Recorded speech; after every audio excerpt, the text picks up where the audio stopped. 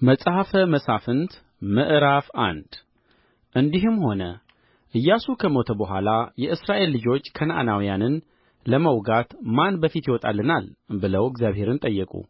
እግዚአብሔርም ይሁዳ ይውጣ፣ እነሆ ምድሪቱን በእጁ አሳልፌ ሰጥቼአለሁ አለ።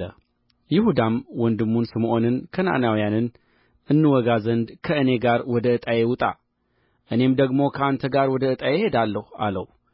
ስምዖንም ከእርሱ ጋር ሄደ፣ ይሁዳም ወጣ።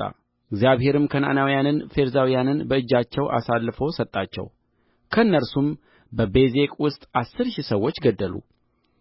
አዶኒቤዜቅንም በቤዜቅ አገኙትና ተዋጉት፣ ከነዓናውያንንና ፌርዛውያንንም መቱአቸው።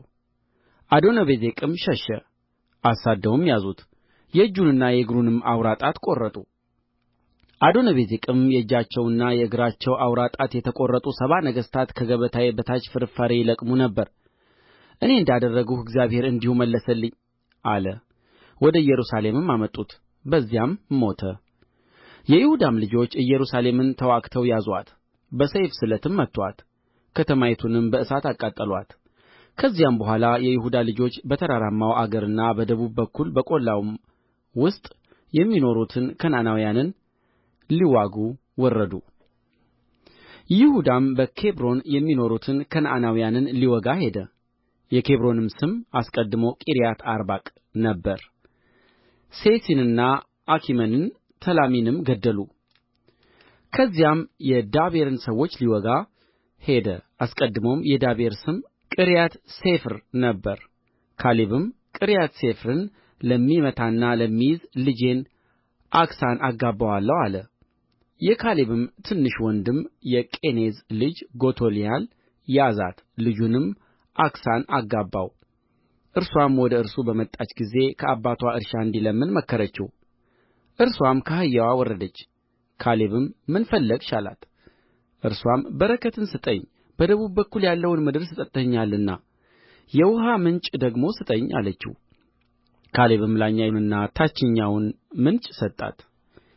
የቄናዊው የሙሴ አማት ልጆቹም ከይሁዳ ልጆች ጋር ዘንባባ ካለባት ከተማ ተነሥተው ከዓራድ በደቡብ በኩል ወዳለው ወደ ይሁዳ ምድረ በዳ ወጡ። ሄደውም ከሕዝቡ ጋር ተቀመጡ። ይሁዳም ከወንድሙ ከስምዖን ጋር ሄደ። በጽፋት የተቀመጡትንም ከነዓናውያንን መቱ፣ ፈጽመውም አጠፉአት። የከተማይቱንም ስም ሔርማ ብለው ጠሩአት። ይሁዳም ጋዛንና ዳርቻዋን፣ አስቀሎናን ዳርቻዋን፣ አቃሮንንም ዳርቻዋን ያዘ። እግዚአብሔርም ከይሁዳ ጋር ነበረ። ይሁዳም ተራራማውን አገር ወረሰ። በሸለቆው የሚኖሩት ግን የብረት ሰረገሎች ነበሩአቸውና ሊያወጣቸው አልቻለም። ሙሴም እንደ ተናገረ ለካሌብ ኬብሮንን ሰጡት። ከዚያም ሦስቱን የዔናቅን ልጆች አወጣ። ነገር ግን በኢየሩሳሌም የሚኖሩትን ኢያቡሳውያንን የብንያም ልጆች አላወጡአቸውም። ኢያቡሳውያንም ከብንያም ልጆች ጋር እስከ ዛሬ ድረስ በኢየሩሳሌም ተቀምጠዋል። የዮሴፍም ወገን ደግሞ በቤቴል ላይ ወጡ፣ እግዚአብሔርም ከእነርሱ ጋር ነበረ። የዮሴፍም ወገን ቤቴልን የሚሰልሉ ላኩ። አስቀድሞ የከተማይቱ ስም ሎዛ ይባል ነበር። ጠባቂዎችም አንድ ሰው ከከተማ ሲወጣ አይተው የከተማይቱን መግቢያ አሳየን፣ እኛም ቸርነት እናደርግልሃለን አሉት። የከተማይቱንም መግቢያ አሳያቸው። ከተማይቱንም በሰይፍ ስለት መቱ። ያንን ሰውና ወገኖቹን ግን ለቀቁአቸው። ሰውዮውም ወደ ኬጢያውያን ምድር ሄደ፣ በዚያም ከተማን ሠራ፣ ስምዋንም ሎዛ ብሎ ጠራት። እስከ ዛሬም ድረስ ስምዋ ይህ ነው። ምናሴም የቤትሳንና መንደሮችዋን፣ የታዕናክንና የመንደሮችዋን፣ የዶርንና የመንደሮችዋን፣ የይብለዓምንና የመንደሮችዋን፣ የመጊዶንና የመንደሮችዋን ሰዎች አላወጣቸውም። ነገር ግን ከነዓናውያንን በዚያ አገር በመቀመጥ ጸኑ። እስራኤልም በበረቱ ጊዜ ከነዓናውያንን አስገበሩአቸው፣ ፈጽመውም አላወጡአቸውም። ኤፍሬምም በጌዝር የተቀመጡትን ከነዓናውያንን አላወጡአቸውም፣ ነገር ግን በከነዓናውያን በመካከላቸው በጌዝር ተቀመጡ። ዛብሎንም የቄድሮንንና የነህሎልን ሰዎች አላወጡአቸውም፣ ነገር ግን ከነዓናውያን በመካከላቸው ተቀመጡ፣ ግብርም የሚገብሩለት ሆኑ። አሴርም የአኮንን፣ የሲዶናን፣ የአሕላብንም፣ የአክዚብንም፣ የሒልባንም፣ የአፌቅንም፣ የረአብንም ሰዎች አላወጡአቸውም። በዚያችም ምድር የተቀመጡትን ከነዓናውያን አላወጡአቸውምና በመካከላቸው የአሴር ልጆች ተቀመጡ። ንፍታሌም የቤትሳሚስንና የቤትዓናትን ሰዎች አላወጡአቸውም። በምድሩም በተቀመጡት በከነዓናውያን መካከል ተቀመጡ። ነገር ግን የቤትሳሚስና የቤትዓናት ሰዎች ግብር የሚገብሩለት ሆኑ። አሞራውያንም የዳንን ልጆች ወደ ተራራማው አገር እንዲያፈገፍጉ አስገደዱአቸው፣ ወደ ሸለቆውም እንዳይወርዱ ከለከሉአቸው። አሞራውያን በሔሬስ ተራራና በኤሎን በሻዕሊብም በመቀመጥ ጸኑ። ነገር ግን የዮሴፍ ቤት እጅ ከበደች፣ አስገበረቻቸውም። የአሞራውያንም ድንበር ከአቅረቢም ዐቀበት ከጭንጫው ጀምሮ እስከ ላይ ድረስ ነበረ። መጽሐፈ መሣፍንት ምዕራፍ 2 የእግዚአብሔርም መልአክ ከጌልገላ ወደ ቦኪም ወጥቶ እንዲህ አለ። እኔ ከግብፅ አውጥቻችኋለሁ፣ ለአባቶቻችሁም ወደ ማልሁላቸው ምድር አግብቻችኋለሁ። እኔም ከእናንተ ጋር ያደረግሁትን ቃል ኪዳን ለዘላለም አላፈርስም። እናንተም መሠዊያችሁን አፍርሱ እንጂ በዚህች ምድር ከሚኖሩ ሰዎች ጋር ቃል ኪዳን አታድርጉ አልሁ። እናንተ ግን ቃሌን አልሰማችሁም። ይህንስ ለምን አደረጋችሁ? ስለዚህም ከፊታችሁ አላወጣቸውም፣ ነገር ግን ያስጨንቋችኋል፣ አማልክቶቻቸውም ወጥመድ ይሆኑባችኋል አልሁ። የእግዚአብሔርም መልአክ ይህን ቃል ለእስራኤል ልጆች ሁሉ በተናገረ ጊዜ ሕዝቡ ድምፃቸውን አንሥተው አለቀሱ። የዚያንም ስፍራ ስም ቦኪም ብለው ጠሩት። በዚያም ለእግዚአብሔር ሠዉ። ኢያሱም ሕዝቡን ባሰናበተ ጊዜ የእስራኤል ልጆች ምድሪቱን ሊወርሱ ወደ እየርስታቸው ሄዱ። ኢያሱም በነበረበት ዘመን ሁሉ ለእስራኤልም ያደረገውን ታላቁን የእግዚአብሔርን ሥራ ሁሉ ባዩት ከኢያሱ በኋላ በነበሩት ሽማግሌዎች ዘመን ሁሉ ሕዝቡ እግዚአብሔርን አመለኩ። የእግዚአብሔርም ባሪያ የነዌ ልጅ ኢያሱ ዕድሜው 110 ዓመት ሲሆነው ሞተ። በተራራማው በኤፍሬም አገር በገዓስ ተራራ በሰሜን ባለችው በርስቱ ዳርቻ በተምናሔሬስ ቀበሩት። ትውልድ ሁሉ ደግሞ ወደ አባቶቻቸው ተከማቹ። ከእነዚያም በኋላ እግዚአብሔርን ለእስራኤል ያደረገውን ሥራ ያላወቀ ሌላ ትውልድ ተነሣ። የእስራኤልም ልጆች በእግዚአብሔር ፊት ክፉ የሆነ ነገር አደረጉ፣ በኣሊምንም አመለኩ። ከግብፅ ምድርም ያወጣቸውን የአባታቸውን አምላክ እግዚአብሔርን ተዉ። በዙሪያቸውም ካሉት ከአሕዛብ አማልክት ሌሎችን አማልክት ተከተሉ፣ ሰገዱላቸውም፣ እግዚአብሔርንም አስቈጡ። እግዚአብሔርንም ትተው በኣልንና አስታሮትን አመለኩ። የእግዚአብሔርም ቍጣ በእስራኤል ላይ ነደደ። ወደ ማረኩአቸውም ማራኪዎች እጅ አሳልፎ ሰጣቸው፣ በዙሪያቸውም ባሉት በጠላቶቻቸው እጅ አሳልፎ ሰጣቸው። ጠላቶቻቸውንም ከዚያ ወዲያ ሊቋቋሙ አልቻሉም። እግዚአብሔርም እንደ ተናገረ እግዚአብሔር በእነርሱ ላይ እንደ ማለ ወደ ወጡበት ሁሉ የእግዚአብሔር እጅ ትከፋባቸው ነበረች፣ እጅግም ተጨነቁ። እግዚአብሔርም መሳፍንትን አስነሣላቸው፣ ከሚማርኩአቸውም እጅ አዳኑአቸው።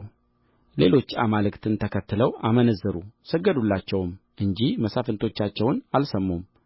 አባቶቻቸውም ይሄዱበት ከነበረ መንገድ ፈጥነው ፈቀቅ አሉ። አባቶቻቸው ለእግዚአብሔር ትእዛዝ እንደ ታዘዙ እንዲሁ አላደረጉም።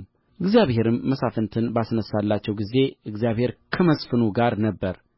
እግዚአብሔርም ስለሚጋፉአቸውና ስለሚያስጨንቋቸው በጩኸታቸውም ያዝን ነበርና በመስፍኑ ዘመን ሁሉ ከጠላቶቻቸው እጅ አዳናቸው። መስፍኑ ግን ከሞተ በኋላ ይመለሱ ነበር።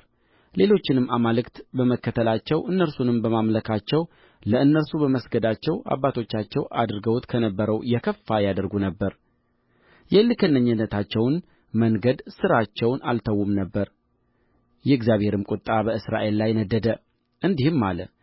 ይህ ሕዝብ ለአባቶቻቸው ያዘዝሁትን ቃል ኪዳን ስለ ተላለፉ ድምፄንም ስላልሰሙ አባቶቻቸውም እንደ ጠበቁ ይሄዱባት ዘንድ የእግዚአብሔርን መንገድ ይጠብቁ ወይም አይጠብቁ እንደ ሆነ እስራኤልን እፈትንባቸው ዘንድ ኢያሱ በሞተ ጊዜ ከተዋቸው አሕዛብ አንዱን ሰው እንኳ ከእንግዲህ ወዲህ ከፊታቸው አላወጣም። እግዚአብሔርም እነዚህን አሕዛብ አስቀረ፣ ፈጥኖም አላወጣቸውም፣ በኢያሱም እጅ አሳልፎ አልሰጣቸውም። መጽሐፈ መሣፍንት ምዕራፍ 3 ከከነዓናውያንም ጋር መዋጋት ያላወቁትን እስራኤልን በእነርሱ ይፈትናቸው ዘንድ በፊትም ሰልፍን ያልለመዱ የእስራኤል ልጆች ትውልድ መዋጋትን ያውቁና ይማሩ ዘንድ እግዚአብሔር ያስቀራቸው አሕዛብ እነዚህ ናቸው። 5ቱ የፍልስጥኤማውያን መኳንንት ከነዓናውያንም ሁሉ ሲዶናውያንም ከበኣልአርሞንዔም ተራራ ጀምሮ እስከ ሐማት መግቢያ ድረስ በሊባኖስ ተራራ የሚኖሩትም ኤዊያውያን እግዚአብሔር በሙሴ እጅ ለአባቶቻቸው ያዘዘውን ትእዛዝ መስማታቸው እንዲታወቅ እስራኤል ይፈተኑባቸው ዘንድ እነዚህ ቀሩ። የእስራኤልም ልጆች በከነዓናውያን በኬጢያውያንም በአሞራውያንም በፌርዛውያንም በኤዊያውያንም በኢያቡሳውያንም መካከል ተቀመጡ። ሴት ልጆቻቸውንም አጋቡአቸው። እነርሱም ሴቶች ልጆቻቸውን ለወንዶች ልጆቻቸው ሰጡ፣ አማልክቶቻቸውንም አመለኩ። የእስራኤልም ልጆች በእግዚአብሔር ፊት ክፉ የሆነውን ነገር አደረጉ። አምላካቸውንም እግዚአብሔርን ረስተው በኣሊምንና አስታሮትን አመለኩ። ስለዚህ የእግዚአብሔር ቍጣ በእስራኤል ላይ ነደደ። በመስጴጦምያ ንጉሥ በኵሰርሰቴም እጅ አሳልፎ ሰጣቸው። የእስራኤልም ልጆች ለኵሰርሰቴም 8 ዓመት ተገዙለት። የእስራኤልም ልጆች ወደ እግዚአብሔር ጮኹ። እግዚአብሔርም የሚያድናቸውን አዳኝ የካሌብን የታናሽ ወንድሙን የቄኔዝን ልጅ ጎቶንያልን አስነሣላቸው። የእግዚአብሔርም መንፈስ በእርሱ ላይ መጣ፣ በእስራኤልም ላይ ይፈርድ ነበር። ለሰልፍ ወጣ። እግዚአብሔርም የመስጴጦምያን ንጉሥ ኵሰርሰቴምን በእጁ አሳልፎ ሰጠው። እጁም በኵሰርሰቴም ላይ አሸነፈች። ምድሪቱም 40 ዓመት ዐረፈች። የቄኔዝም ልጅ ጎቶንያል ሞተ። የእስራኤልም ልጆች በእግዚአብሔር ፊት እንደ ገና ክፉ ሥራ ሠሩ። በእግዚአብሔርም ፊት ክፉ ስለ ሠሩ እግዚአብሔር የሞዓብን ንጉሥ ዔግሎምን በእስራኤል ላይ አበረታባቸው። የአሞንን ልጆች አማሌቅን ወደ እርሱ ሰበሰበ። ሄዶም እስራኤልን መታ፣ ዘንባባም ያለባትን ከተማ ያዙአት። የእስራኤልም ልጆች ለሞዓብ ንጉሥ ለዔግሎም 18 ዓመት ተገዙለት። የእስራኤልም ልጆች ወደ እግዚአብሔር ጮኹ። እግዚአብሔርም ብንያማዊውን የጌራን ልጅ ናዖድን ግራኙን ሰው አዳኝ አስነሣላቸው። የእስራኤልም ልጆች በእርሱ እጅ ወደ ሞዓብ ንጉሥ ወደ ዔግሎም ግብር ላኩ። ናዖድም 2 አፍ ያለው ርዝመቱ 1 ክንድ የሆነ ሰይፍ አበጀ። ከልብሱም በታች በቀኝ ጭኑ በኩል አደረገው። ለሞዓብም ንጉሥ ለዔግሎም ግብሩን አቀረበ። ዔግሎምም እጅግ ወፍራም ሰው ነበረ። ግብሩንም ማቅረብ በጨረሰ ጊዜ ግብር የተሸከሙትን ሰዎች ሰደደ። ናዖድ ግን በጌልገላ ከነበሩት ትክል ድንጋዮች ዘንድ ተመልሶ ንጉሥ ሆይ የምሥጢር ነገር አለኝ አለ። ንጉሡም ዝም በል አለ። በዙሪያውም የቆሙት ሁሉ ወጡ። ናዖድም ወደ እርሱ ቀረበ። እርሱም በሰገነት ቤት ለብቻው ተቀምጦ ነበር። ናዖድም የእግዚአብሔር መልእክት ለአንተ አለኝ አለ። ከዙፋኑም ተነሣ። ናዖድም ግራ እጁን ዘርግቶ ከቀኝ ጭኑ ሰይፉን ወሰደ፣ ሆዱንም ወጋው።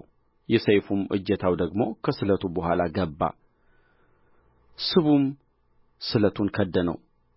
ሰይፉንም ከሆዱ መልሶ አላወጣውም፣ በኋላውም ወጣ። ናዖድም ወደ ደርቡ ወጣ፣ የሰገነቱንም ደጅ ዘግቶ ቈለፈው። ናዖድም ከሄደ በኋላ ባሪያዎቹ መጡ። የሰገነቱም ደጅ ተቈልፎ ባዩ ጊዜ ምናልባት በሰገነቱ ውስጥ ወገቡን ይሞክር ይሆናል አሉ።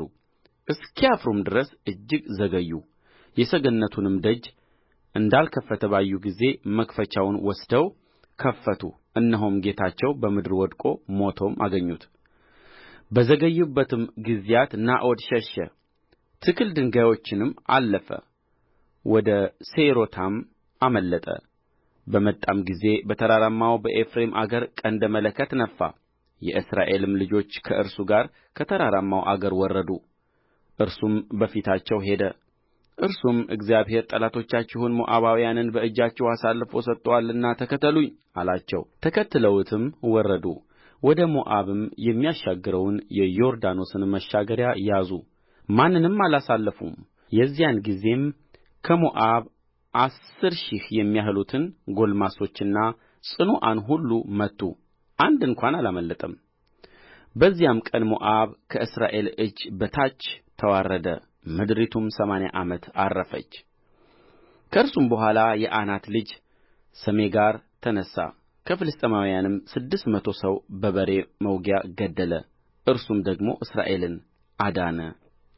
መጽሐፈ መሣፍንት ምዕራፍ 4 ናዖድም ከሞተ በኋላ የእስራኤል ልጆች በእግዚአብሔር ፊት እንደ ገና ክፉ ሥራ ሠሩ።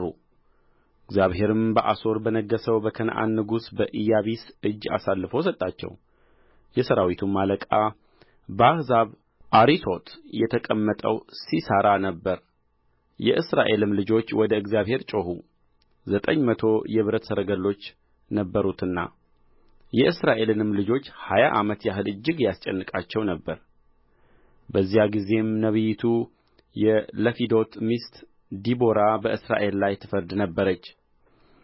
እርስዋም በተራራማው በኤፍሬም አገር በራማና በቤቴል መካከል ካለው የዲቦራ ዛፍ ከሚባለው ከዘንባባው በታች ተቀምጣ ነበር። የእስራኤልም ልጆች ወደ እርስዋ ለፍርድ ይወጡ ነበር። ልካም ከቃዴስ ንፍታሌም የአቢኒኤምን ልጅ ባርቅን ጠርታ የእስራኤል አምላክ እግዚአብሔር ሄደህ ወደ ታቦር ተራራ ውጣ፣ ከአንተም ጋር ከንፍታሌምና ከዛብሎን ልጆች 10,000 ሰዎች ውሰድ። እኔም የኢያቢስን ሠራዊት አለቃ ሲሣራን ሰረገሎቹንም ሕዝቡንም ሁሉ ወደ አንተ ወደ ቂሶን ወንዝ እስባለሁ፣ በእጅህም አሳልፌ እሰጠዋለሁ ብሎ አላዘዘህምን? አለችው። ባርቅም አንቺ ከእኔ ጋር ብትሄጂ እኔ እሄዳለሁ፣ አንቺ ግን ከእኔ ጋር ባትሄጂ እኔ አልሄድም አላት። እርስዋም በእውነት ከአንተ ጋር እሄዳለሁ፣ ነገር ግን እግዚአብሔር ሲሣራን በሴት እጅ አሳልፎ ይሰጣልና በዚህ በምትሄድበት መንገድ ለአንተ ክብር አይሆንም አለችው። ዲቦራም ተነሥታ ከባርቅ ጋር ወደ ቃዴስ ሄደች። ባርቅም ዛብሎንንና ንፍታሌምን ወደ ቃዴስ ጠራቸው፣ 10,000ም ሰዎች ተከትለው ወጡ። ዲቦራም ከእርሱ ጋር ወጣች። ቄናዊውም ሔቤር ከሙሴ አማት ከኦባብ ልጅ ከቄናውያን ተለይቶ ድንኳኑን በቃዴስ አጠገብ በጻዕናይም እስከ ነበረው እስከ ትልቁ ዛፍ ድረስ ተከለ። የአቢኒኤምም ልጅ ባርቅ ወደ ታቦር ተራራ እንደ ወጣ ለሲሣራ ነገሩት። ሲሣራም ሰረገሎቹን ሁሉ 900 የብረት ሰረገሎች ከእርሱም ጋር የነበሩትን ሕዝብ ሁሉ ከአሪሶት ወደ ቂሶን ወንዝ ሰበሰባቸው። ዲቦራም ባርቅን እግዚአብሔር ሲሣራን በእጅህ አሳልፎ የሚሰጥበት ቀን ዛሬ ነውና ተነሣ፣ እነሆ እግዚአብሔር በፊትህ ወጥቶአል አለችው። ባርቅም 10,000 ሰዎች ተከትለውት ከታቦር ተራራ ወረደ። እግዚአብሔርም ሲሣራን ሰረገሎቹንም ሁሉ ሠራዊቱንም ሁሉ ከባርቅ ፊት በሰይፍ ስለት አስደነገጣቸው። ሲሣራም ከሰረገላው ወርዶ በእግሩ ሸሸ። ባርቅም ሰረገሎቹንና ሠራዊቱን እስከ አሪሶት ድረስ አባረረ። የሲሣራም ሠራዊት ሁሉ በሰይፍ ስለት ወደቀ፣ አንድ እንኳ አልቀረም። በአሦር ንጉሥም በኢያቢስና በቄናዊው በሔቤር ቤት መካከል ሰላም ነበረና ሲሣራ በእግሩ ሸሽቶ ወደ ቄናዊው ወደ ሔቤር ሚስት ወደ ኢያዔል ድንኳን ደረሰ። ኢያዔልም ሲሣራን ለመገናኘት ወጥታ ግባ፣ ጌታዬ ሆይ ወደ እኔ ግባ፣ አትፍራ አለችው። ወደ እርስዋም ወደ ድንኳንዋም ገባ፣ በመጐናጸፊያዋም ሸፈነችው። እርሱም ጠምቶኛልና እባክሽ የምጠጣው ጥቂት ውኃ ስጪኝ አላት። እርስዋም የወተቱን አቁማዳ ፈትታ አጠጣችው፣ ሸፈነችውም። እርሱም ከድንኳኑ ደጃፍ ቁሚ፣ ሰውም መጥቶ በዚህ ሰው አለን ብሎ ቢጠይቅሽ አንቺ የለም ትዪዋለሽ አላት። የሔቤርም ሚስት ኢያዔል የድንኳኑን ካስማ ወሰደች፣ በእጅዋም መዶሻ ያዘች። ቀስ ብላም ወደ እርሱ ቀረበች፣ በጆሮግንዱም ካስማውን ቸነከረች። እርሱም ደግሞ አንቀላፍቶ ነበርና ካስማው ወደ መሬት ጠለቀ፣ እርሱም ሞተ። እነሆም ባርቅ ሲሣራን ሲያባርር ኢያዔል ልትገናኘው ወጥታ ና የምትሻውን ሰው አሳይሃለሁ አለችው። ወደ እርስዋም ገባ፣ እነሆም ሲሣራን ወድቆ ሞቶም አገኘው፣ ካስማውም ከጆሮግንዱ ውስጥ ነበረ። በዚያም ቀን እግዚአብሔር የከነዓንን ንጉሥ ኢያቢስን በእስራኤል ልጆች ፊት አዋረደ። የከነዓንን ንጉሥ ኢያቢስንም እስኪያጠፉ ድረስ በከነዓን ንጉሥ በኢያቢስ ላይ የእስራኤል ልጆች እጅ እየበረታች ሄደች። መጽሐፈ መሣፍንት ምዕራፍ 5 በዚያም ቀን ዲቦራና የአቢኒኤም ልጅ ባርቅ እንዲህ ብለው ተቀኙ። በእስራኤል ውስጥ መሪዎች ስለ መሩ ሕዝቡም ነፍሳቸውን በፈቃዳቸው ስለ ሰጡ እግዚአብሔርን አመስግኑ። ነገሥታት ሆይ ስሙ፣ መኳንንት ሆይ አድምጡ። እኔ ለእግዚአብሔር እቀኛለሁ፣ ለእስራኤል አምላክ ለእግዚአብሔር እዘምራለሁ። አቤቱ ከሴይር በወጣህ ጊዜ፣ በኤዶምያስ ሜዳ በተራመድህ ጊዜ ምድሪቱ ተናወጠች፣ ሰማያቱም አንጠበጠቡ፣ ደመናትም ደግሞ ውኃን አንጠበጠቡ። ተራሮች ከእግዚአብሔር ፊት የተነሣ ቀለጡ። ያም ሲና ከእስራኤል አምላክ ከእግዚአብሔር ፊት የተነሣ። በዓናት ልጅ በሰሜጋር ዘመን በኢያዔል ዘመን መንገዶች ተቋረጡ፣ መንገዶችም በስርጥ መንገድ ይሄዱ ነበር። አንቺ ዲቦራ እስክትነሺ ድረስ ለእስራኤልም እናት ሆነሽ እስክትነሺ ድረስ ኃያላን በእስራኤል ዘንድ አነሱ አለቁም። አዲሶችም አማልክትን መረጡ። በዚያ ጊዜም ሰልፍ በበሮች ሆነ። 40,000 በእስራኤል ዘንድ ጦርና ጋሻ አልታየም። ልቤ ወደ እስራኤል አለቆች ነው፣ በሕዝቡ መካከል ነፍሳቸውን በፈቃዳቸው ወደ ሰጡት። እግዚአብሔርን አመስግኑ። በነጫጭ አህዮች ላይ የምትጫኑ፣ በወላንሳ ላይ የምትቀመጡ፣ በመንገድም የምትሄዱ ተናገሩ። በማጠጫው መካከል ካሉት ከቀስተኞች ጩኸት ርቀው በዚያ የእግዚአብሔርን ጽድቅ በእስራኤል ላይ የግዛቱን ጽድቅ ይጫወታሉ። ከዚያም በኋላ የእግዚአብሔር ሕዝብ ወደ በሮች ወረዱ። ንቂ ንቂ፣ ዲቦራ ሆይ ንቂ ንቂ፣ ቅኔውን ተቀኚ። ባርቅ ሆይ ተነሣ፣ የአቢኒኤም ልጅ ሆይ ምርኮህን ማርክ። በዚያ ጊዜ የቀሩት ወደ ኃያላኑ ወደ ሕዝቡ ወረዱ። እግዚአብሔርም ስለ እኔ በኃያላን ላይ ወረደ። በአማሌቅ ዘንድ ሥር የነበራቸው እነርሱ ከኤፍሬም፣ ብንያም ሆይ በሕዝብህ መካከል ከአንተ በኋላ ወረዱ። አለቆች ከማኪር የንጉሡንም ዘንግ የሚይዙ ከዛብሎን ወረዱ። የይሳኮርም አለቆች ከዲቦራ ጋር ነበሩ። ይሳኮርም እንደ ባርቅ ነበረ። ከእግሩ በኋላ ወደ ሸለቆው ቸኰሉ። በሮቤልም ፈሳሾች አጠገብ ብዙ የልብ ማመንታት ነበረ፣ መንጎች ሲያፍዋጩ ለመስማት። በበጎች ጕረኖ መካከል ለምን ተቀመጥህ? በሮቤልም ፈሳሾች አጠገብ ታላቅ የልብ ምርምር ነበረ። ገለዓድ በዮርዳኖስ ማዶ ተቀመጠ። ዳንም ለምን በመርከብ ውስጥ ቀረ? አሴርም በባሕሩ ዳር ተቀመጠ፣ በወንዞቹም ዳርቻ ዐረፈ። ዛብሎን ነፍሱን ወደ ሞት ያሳለፈ ሕዝብ ነው። ንፍታሌምም በአገሩ ኮረብታ ላይ ነው። ነገሥታት መጡ ተዋጉም። በዚያ ጊዜ በመጊዶ ውኆች አጠገብ በታዕናክ የከነዓን ነገሥታት ተዋጉ። የብር ዘረፋም አልወሰዱም። ከዋክብት ከሰማይ ተዋጉ፣ በአካሄዳቸውም ከሲሣራ ጋር ተዋጉ። ከዱሮ ጀምሮ የታወቀ ያ የቂሶን ወንዝ ጠርጎ ወሰዳቸው። ነፍሴ ሆይ በኃይል እርገጪ። ከኃያላን ግልቢያ ብርታት የተነሣ የፈረሶች ጥፍሮች ተቀጠቀጡ። የእግዚአብሔር መልአክ ሜሮዝን እርገሙ። እግዚአብሔርን በኃያላን መካከል እግዚአብሔርን ለመርዳት አልመጡምና የተቀመጡባትን ሰዎች ፈጽማችሁ እርገሙ አለ። የቄናዊው የሔቤር ሚስት ኢያዔል ከሴቶች ይልቅ የተባረከች ትሁን። በድንኳን ውስጥ ከሚኖሩ ሴቶች ይልቅ የተባረከች ትሁን። ውኃ ለመነ፣ ወተትም ሰጠችው። ከተከበረ ዳካ እርጎ አቀረበችለት። እጇን ወደ ካስማ ቀኝ እጇንም ወደ ሠራተኛ መዶሻ አደረገች። በመዶሻዋም ሲሣራን መታች፣ ራሱንም ቸነከረች፣ ጆሮ ግንዱንም በሳች፣ ጎዳችውም። በእግሮችዋ አጠገብ ተደፋ፣ ወደቀ ተኛ።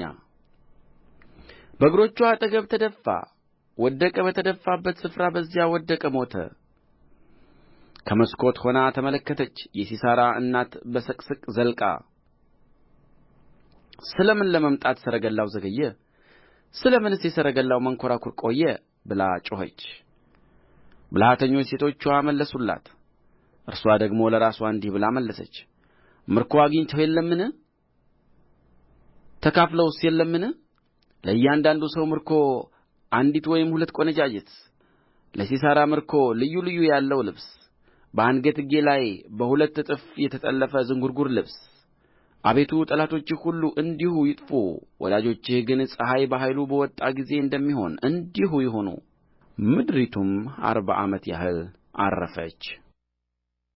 መጽሐፈ መሣፍንት ምዕራፍ 6 የእስራኤልም ልጆች በእግዚአብሔር ፊት ክፉ ሥራ ሠሩ።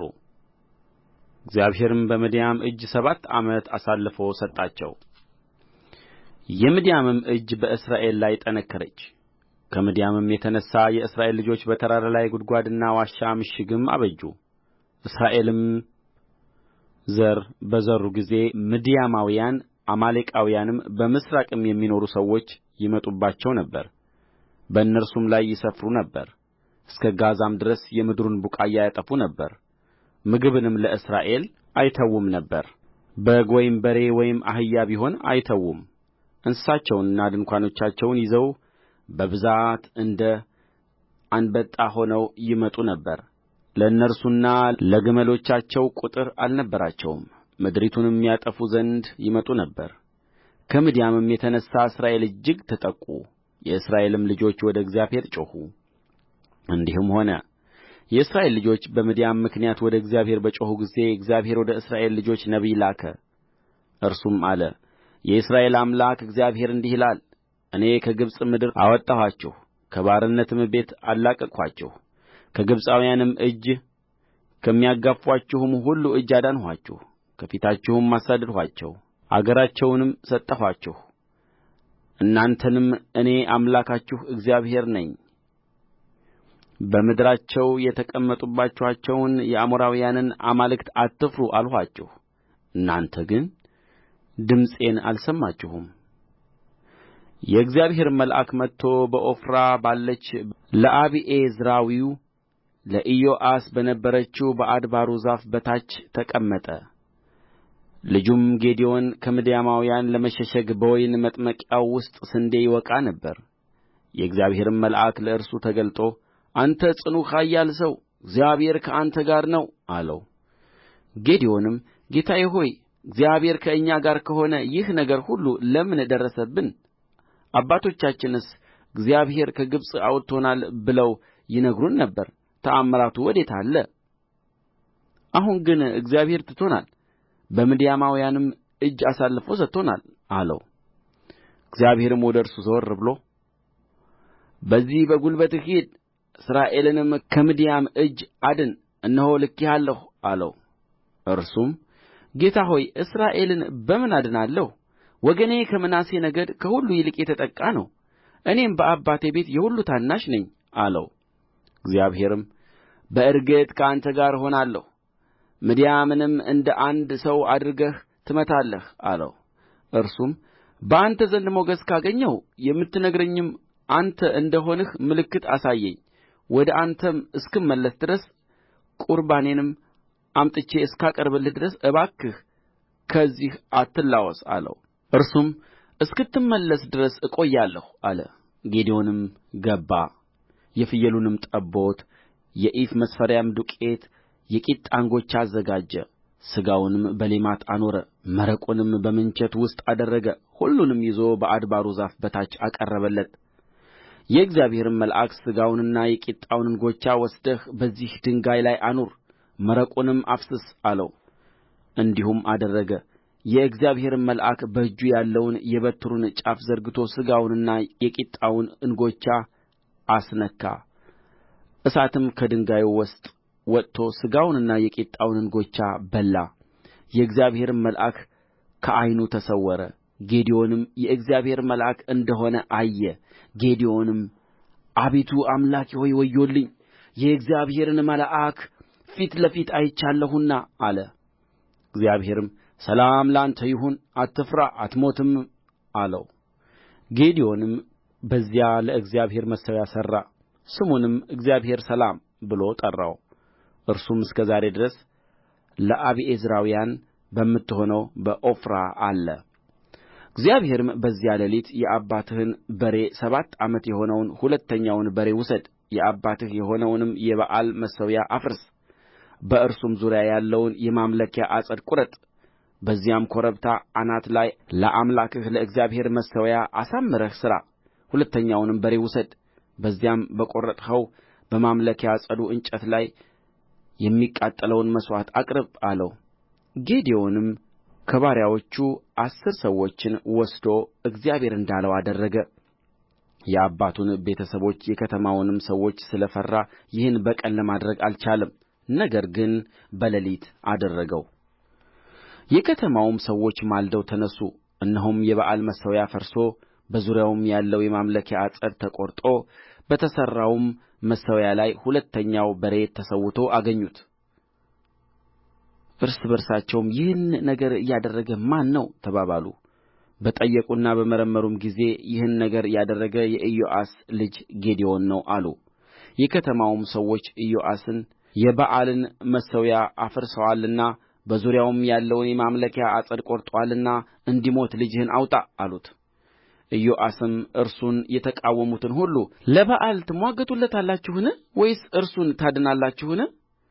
የሚምዋገትለት ሁሉ እስከ ነገ ይሙት። እርሱ አምላክ ከሆነ መሠዊያውን ካፈረሰው ጋር ለራሱ ይምዋገት አላቸው። ስለዚህም በዚያ ቀን መሠዊያውን አፍርሶአልና በኣል ከእርሱ ጋር ይምዋገት ብሎ ጌዴዎንን ይሩበኣል ብሎ ጠራው። ምድያማውያንም አማሌቃውያንም ሁሉ የምሥራቅም ሰዎች አንድ ሆነው ተሰበሰቡ፣ ዮርዳኖስንም ተሻገሩ፣ በኢይዝራኤልም ሸለቆ ሰፈሩ። የእግዚአብሔርም መንፈስ በጌዴዎን ገባበት፣ እርሱም ቀንደ መለከቱን ነፋ። የአቢዔዝርም ሰዎች ተጠርተው በኋላው ተከተሉት። ወደ ምናሴም ነገድ ሁሉ መልእክተኞችን ሰደደ፣ እነርሱም ደግሞ ተጠርተው በኋላው ተከተሉት። መልእክተኞችንም ወደ አሴርና ወደ ዛብሎን ወደ ንፍታሌምም ሰደደ፣ እነርሱም ሊገናኙአቸው ወጡ። ጌዴዎንም እግዚአብሔርን እንደ ተናገርህ የእስራኤልን ልጆች በእኔ እጅ ታድን እንደ ሆነ እነሆ በአውድማው ላይ የተባዘተ የበግ ጠጕር አኖራለሁ። በጠጕሩ ብቻ ላይ ጠል ቢሆን በምድሩም ሁሉ ደረቅ ቢሆን እንደ ተናገርህ የእስራኤል ልጆች በእኔ እጅ እንድታድናቸው አውቃለሁ አለ። እንዲሁም ሆነ። በነጋውም ማልዶ ተነሣ፣ ጠጕሩንም ጨመቀው። ከጠጕሩም የተጨመቀው ጠል ቆሬ ሙሉ ውኃ ሆነ። ጌዴዎንም እግዚአብሔርን እኔ ይህን አንድ ጊዜ ስናገር አትቈጣኝ። እኔ ይህን አንድ ጊዜ በጠጕሩ እባክህ ልፈትን። አሁንም በጠጕሩ ብቻ ላይ ደረቅ ይሁን፣ በምድሩም ሁሉ ላይ ጠል ይሁን አለው። እግዚአብሔርም በዚያ ሌሊት እንዲሁ አደረገ። በጠጕሩም ብቻ ላይ ደረቅ ነበረ፣ በምድሩም ሁሉ ላይ ጠል ነበረ። መጽሐፈ መሣፍንት ምዕራፍ 7 ጌዴዎን የተባለውም ይሩበኣል ከእርሱም ጋር የነበሩ ሕዝብ ሁሉ ማልደው ተነሡ፣ በሐሮድ ምንጭ አጠገብ ሰፈሩ። የምድያምም ሰፈር ከእነርሱ ወደ ሰሜን በኩል በሞሬ ኮረብታ አጠገብ በሸለቆው ውስጥ ነበረ። እግዚአብሔርም ጌዴዎንን ከአንተ ጋር ያለው ሕዝብ በዝቶአል፣ ስለዚህ እስራኤል እጄ አዳነኝ ብሎ እንዳይታበይብኝ እኔ ምድያምን በእጃቸው አሳልፌ አልሰጣቸውም። አሁንም እንግዲህ የፈራ የደነገጠም ከገለዓድ ተራራ ተነሥቶ ይመለስ ብለህ በሕዝቡ ጆሮ አውጅ አለው። ከሕዝቡም 22,000 ተመለሱ፣ 10,000 ቀሩ። እግዚአብሔርም ጌዴዎንን ሕዝቡ ገና ብዙ ነው፣ ወደ ውኃ አውርዳቸው፣ በዚያም እፈትናቸዋለሁ። እኔም ይህ ከአንተ ጋር ይሂድ የምለው እርሱ ከአንተ ጋር ይሄዳል፣ እኔም ይህ ከአንተ ጋር አይሂድ የምለው እርሱም አይሄድም አለው። ሕዝቡንም ወደ ውኃ አወረደ። እግዚአብሔርም ጌዴዎንን ውሻ እንደሚጠጣ ውኃ በምላሱ የሚጠጣውን ሁሉ እርሱን ለብቻው አድርገው፣ እንዲሁም ሊጠጣ በጕልበቱ የሚንበረከከውን ሁሉ ለብቻው አድርገው አለው። በእጃቸውም ውኃ ወደ አፋቸው አድርገው የጠጡት ቍጥር 300 ነበረ። የቀሩት ሕዝብ ግን ውኃ ሊጠጡ በጕልበታቸው ተንበረከኩ። እግዚአብሔርም ጌዴዎንን በእጃቸው ውኃ በጠጡት በ300 ሰዎች አድናችኋለሁ፣ ምድያማውያንንም በእጅህ አሳልፌ እሰጣለሁ፣ የቀሩት ሕዝብ ሁሉ ግን ወደ ሰፈራቸው ይመለሱ አለው። የሕዝቡንም ስንቅና ቀንደ መለከት በእጃቸው ወሰዱ። የቀሩትንም የእስራኤል ሰዎች ሁሉ ወደ ድንኳናቸው ሰደዳቸው። 300 ሰዎች ግን በእርሱ ዘንድ ጠበቃቸው። የምድያምም ሰፈር ከእርሱ በታች በሸለቆው ውስጥ ነበረ። በዚያም ሌሊት እግዚአብሔር በእጅህ አሳልፌ ሰጥቻቸዋለሁና ተነሥተህ ወደ ሰፈር ውረድ። አንተም ለመውረድ ብትፈራ አንተ ከሎሌህ ከፉራ ጋር ወደ ሰፈሩ ውረድ፣ የሚናገሩትንም ትሰማለህ። ከዚያም በኋላ ወደ ሰፈሩ ትወርድ ዘንድ እጅህ ትበረታለች አለው። እርሱና ሎሌው ፉራ በሰፈሩ ዳርቻ ወደ ነበሩት ሰልፈኞች ወረዱ። ብዛታቸውም እንደ አንበጣ የሆነ ምድያማውያንና አማሌቃውያን የምሥራቅም ሰዎች ሁሉ በሸለቆው ውስጥ ሰፍረው ነበር። የግመሎቻቸውም ብዛት ቍጥር እንደ ሌላው በባሕር ዳር እንዳለ አሸዋ ነበረ። ጌዴዎንም በደረሰ ጊዜ አንድ ሰው ሕልምን ለባልንጀራው ሲያጫውት፣ እነሆ ሕልም አለምሁ፣ እነሆም አንዲት የገብስ እንጎቻ ወደ ምድያም ሰፈር ተንከባልላ ወረደች፣ ወደ ድንኳኑም ደርሳ እስኪወድቅ ድረስ መታችው፣ ገለበጠችውም፣ ድንኳኑም ተጋደመ ይል ነበር። ባልንጀራውም መልሶ ይህ ነገር ከእስራኤል ሰው ከኢዮስያስ ልጅ ከጌዴዎን ሰይፍ በቀር ሌላ አይደለም። እግዚአብሔር ምድያምንና ሠራዊቱን ሁሉ በእጁ አሳልፎ ሰጥቶአል አለው። ጌዴዎንም ሕልሙንና ትርጓሜውን በሰማ ጊዜ ሰገደ። ወደ እስራኤልም ሰፈር ተመልሶ እግዚአብሔር የምድያምን ሠራዊት በእጃችሁ አሳልፎ ሰጥቶአልና ተነሡ አለ። 300 ሰዎች በሦስት ወገን ከፈላቸው። በሁሉም እጅ ቀንደ መለከትና ባዶ ማሰሮ፣ በማሰሮውም ውስጥ ችቦ ሰጠ። እርሱም እኔን ተመልከቱ እንዲሁም አድርጉ፣ እነሆም ወደ ሰፈሩ ዳርቻ በደረስሁ ጊዜ እኔ እንደማደርግ እንዲሁ እናንተ አድርጉ። እኔ ከእኔም ጋር ያሉት ሁሉ ቀንደ መለከት ስንነፋ እናንተ ደግሞ በሰፈሩ ዙሪያ ሁሉ ቀንደ መለከታችሁን ንፉ፣ ለእግዚአብሔርና ለጌዴዎን በሉ አላቸው። ጌዴዎንም ከእርሱም ጋር የነበሩት 100 ሰዎች በመካከላቸው ትጋቱም በተጀመረ ጊዜ ወደ ሰፈሩ ዳርቻ መጡ። ቀንደ መለከቱንም ነፉ፣ በእጃቸውም የነበሩትን ማሰሮች ሰባበሩ። ሦስቱም ወገኖች ቀንደ መለከቶችን ነፉ፣ ማሰሮችንም ሰበሩ። በግራ እጃቸውም ችቦችን በቀኝ እጃቸውም ቀንደ መለከቶችን ይዘው እየነፉ የእግዚአብሔርና የጌዴዎን ሰይፍ ብለው ጮኹ። ሁሉም በየቦታው በሰፈሩ ዙሪያ ቆመ። ሠራዊቱም ሁሉ ሮጠ፣ ጮኸ፣ ሸሸም። 300 ቀንደ መለከቶች ነፉ። እግዚአብሔርም የሰውን ሁሉ ሰይፍ በባልንጀራውና በሠራዊቱ ሁሉ ላይ አደረገ። ሠራዊቱም በጽሬራ በኩል እስከ ቤትሺጣ ድረስ በጠባት አጠገብ እስካለው እስከ አቤልምሖላ ዳርቻ ድረስ ሸሸ። የእስራኤልም ሰዎች ከንፍታሌምና ከአሴር ከምናሴም ሁሉ ተሰብስበው ምድያምን አሳደዱ። ጌዴዎንም ምድያምን ለመገናኘት ውረዱ፣ እስከ ቤትባራም ድረስ ያለውን ውኃ ዮርዳኖስን ያዙባቸው ብሎ መልእክተኞችን በኤፍሬም ወዳለው ተራራማ አገር ሁሉ ሰደደ። የኤፍሬም ሰዎችም ሁሉ ተሰብስበው እስከ ቤትባራ ድረስ ውኃውን ዮርዳኖስን ያዙ። የምድያምንም ሁለቱን መኳንንት ሔሬብንና ዜብን ያዙ። ሔሬብንም በሔሬብ ዓለት አጠገብ ገደሉት፣ ዜብንም በዜብ መጥመቂያ ላይ ገደሉት። ምድያምንም አሳደዱ። የሔሬብንና የዜብንም ራስ ይዘው ወደ ዮርዳኖስ ማዶ ወደ ጌዴዎን መጡ። መጽሐፈ መሣፍንት ምዕራፍ 8 የኤፍሬም ሰዎች ይህ ያደረግህብን ምንድር ነው? ምድያምን ለመዋጋት በወጣህ ጊዜ ለምን አልጠራኸንም? አሉት። ጽኑ ጥልም ተጣሉት። እርሱም እኔ ካደረግሁት እናንተ ያደረጋችሁት አይበልጥምን? የኤፍሬም ወይን ቃርሚያ ከአቢዔዝር ወይን መከር አይሻልምን? እግዚአብሔር የምድያምን መኳንንት ሔሬብንና ዜብን በእጃችሁ አሳልፎ ሰጥቶአቸዋል። እናንተ ያደረጋችሁትን የሚመስል እኔ ምን ማድረግ እችል ኖሮአል? አላቸው። ይህን በተናገረ ጊዜ ቍጣቸው በረደ። ጌዴዎንም ከ300 ሰዎች ጋር ወደ ዮርዳኖስ ደርሶ ተሻገረ። ምንም እንኳ ቢደክሙ ያሳድዱ ነበር።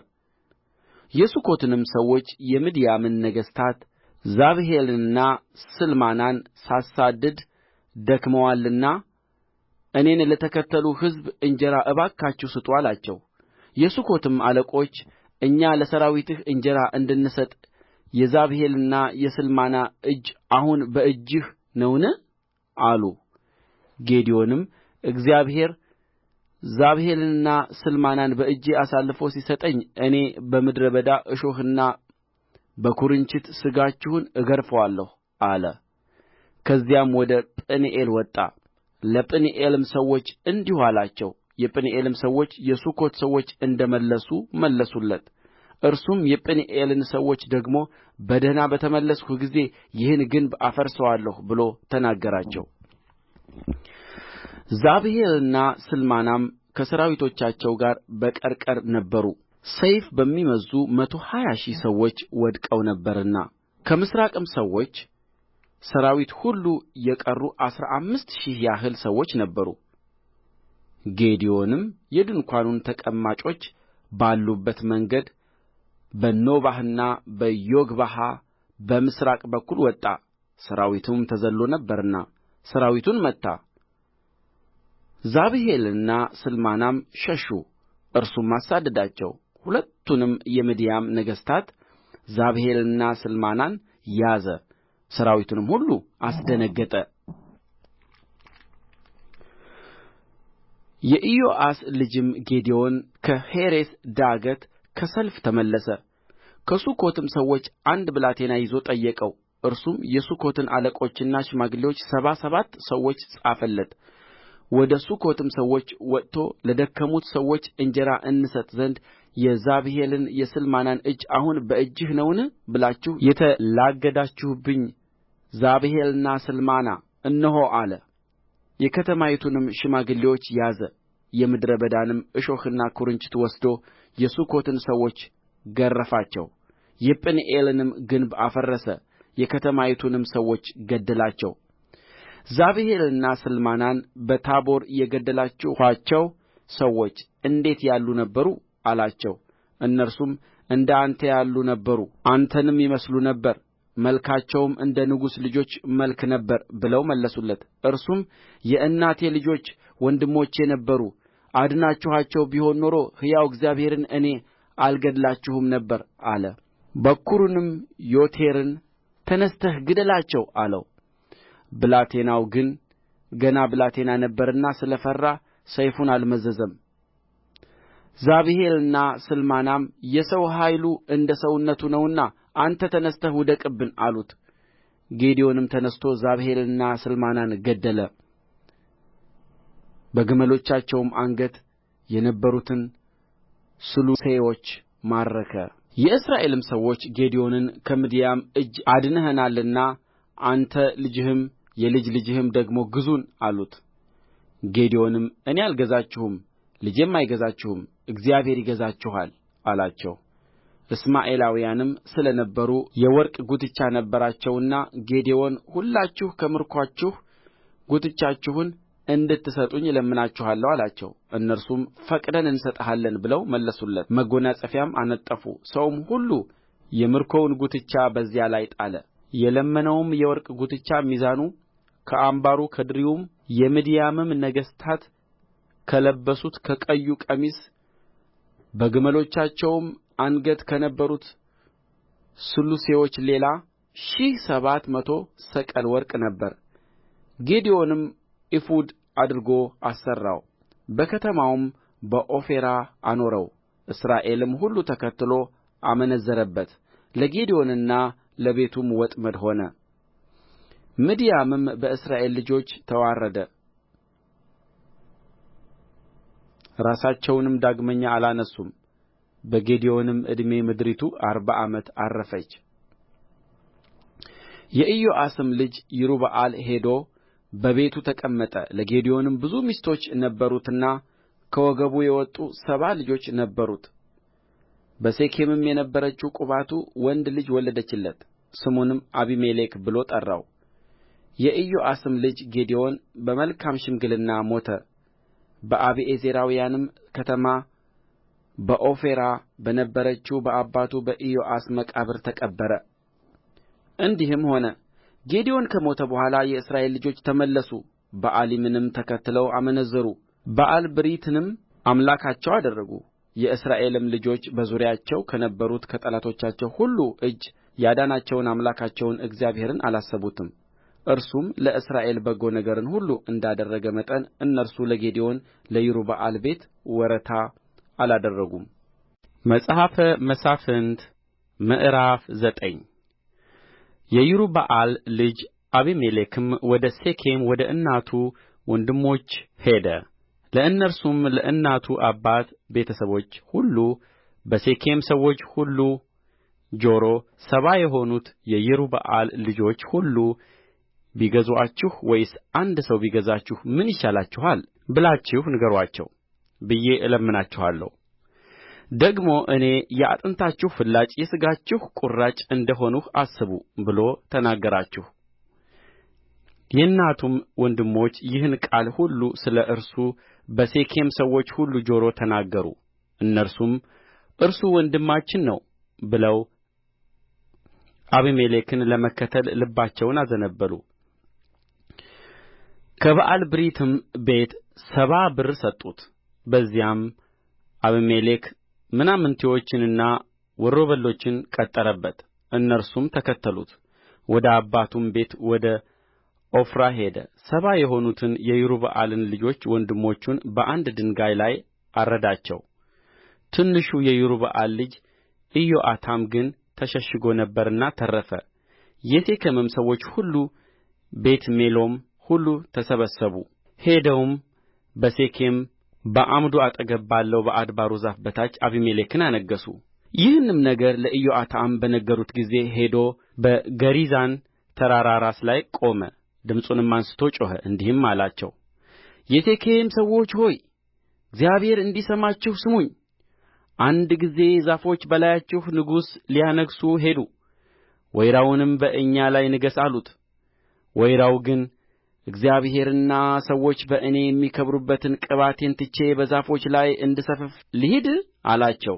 ዛፎቹም በለሱን መጥተህ በላያችን ንገሥ አሉት። በለሱ ግን ጣፋጭነቴንና መልካሙን ፍሬዬን ትቼ በዛፎች ላይ እንድሰፍፍ ልሂድ አላቸው። ዛፎችም ወይኑን መጥተህ በላያችን ንገሥ አሉት። ወይኑም እግዚአብሔርንና ሰውን ደስ የሚያሰኘውን የወይን ጠጄን ትቼ በዛፎች ላይ እንድሰፍፍ ልሂድ አላቸው። ዛፎችም ሁሉ እሾህን መጥተህ በላያችን ንገሥ አሉት። እሾሁም ዛፎችን በእውነት እኔን በእናንተ ላይ ታነግሡኝ እንደ ሆነ ኑ ከጥላዬ በታች ተጠጉ፣ እንዲሁም ባይሆን እሳት ከእሾህ ይውጣ የሊባኖስንም ዝግባ ያቃጥል አላቸው።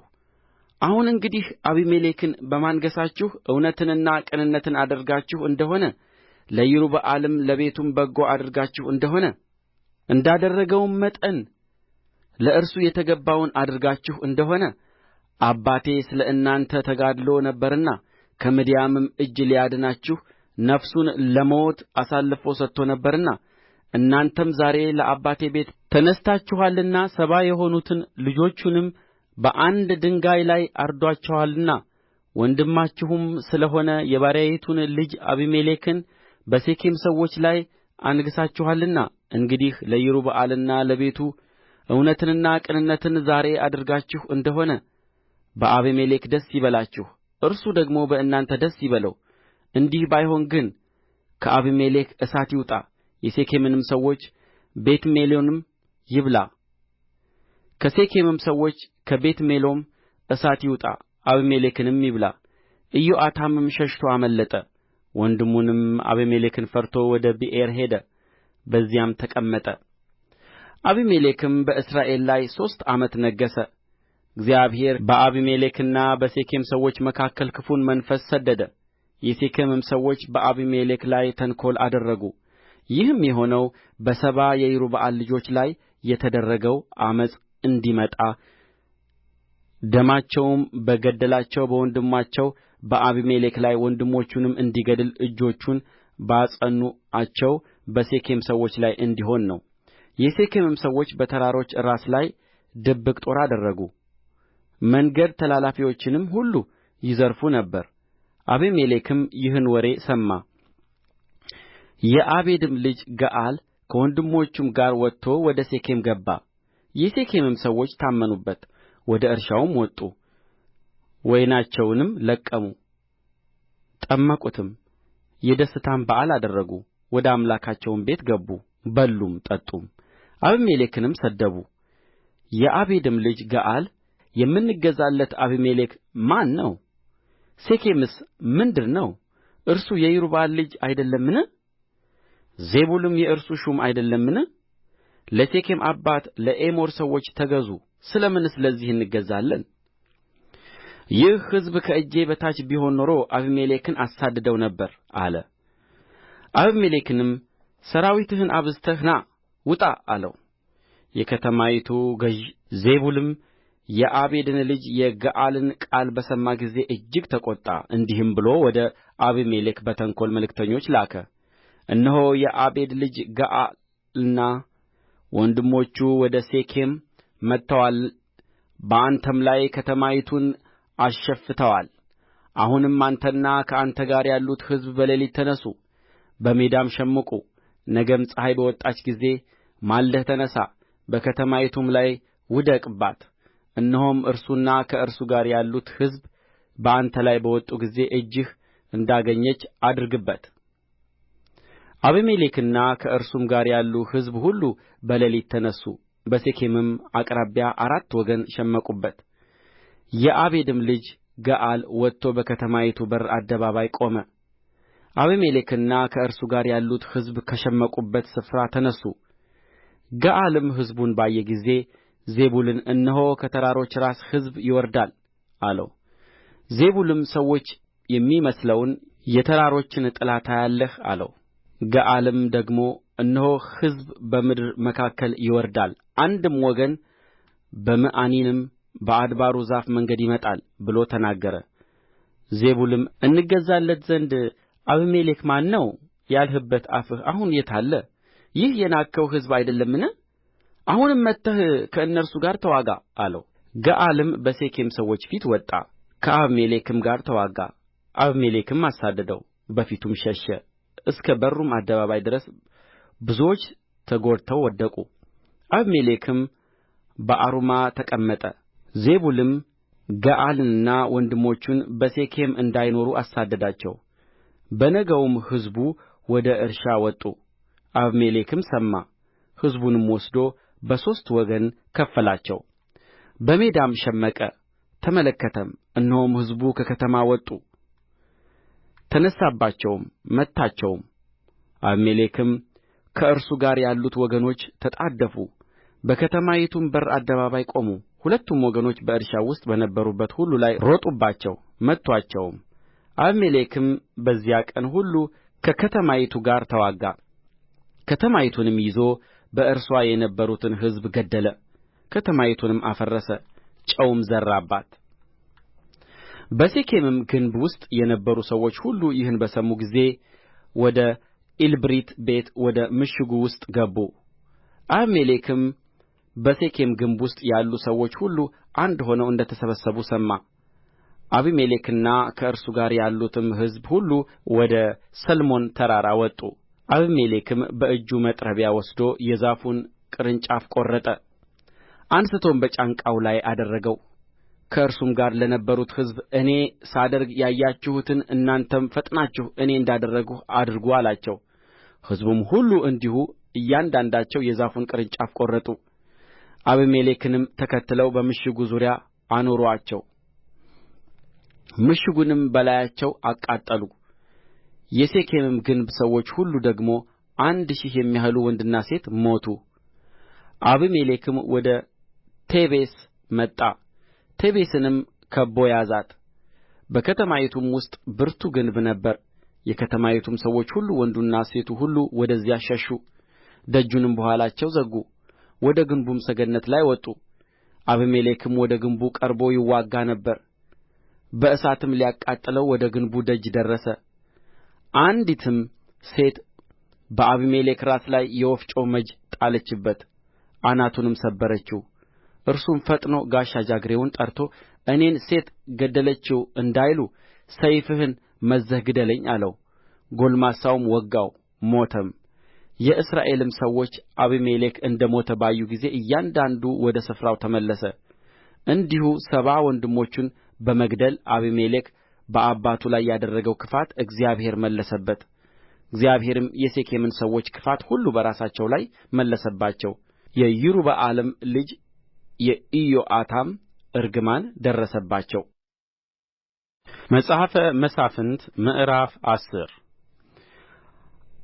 ከአቤሜሌክም በኋላ ከይሳኮር ነገድ የሆነ የዱዲ ልጅ የፎሖ ልጅ ቶላ እስራኤልን ለማዳን ተነሣ። በተራራማውም በኤፍሬም አገር ባለችው በሳምር ተቀምጦ ነበር።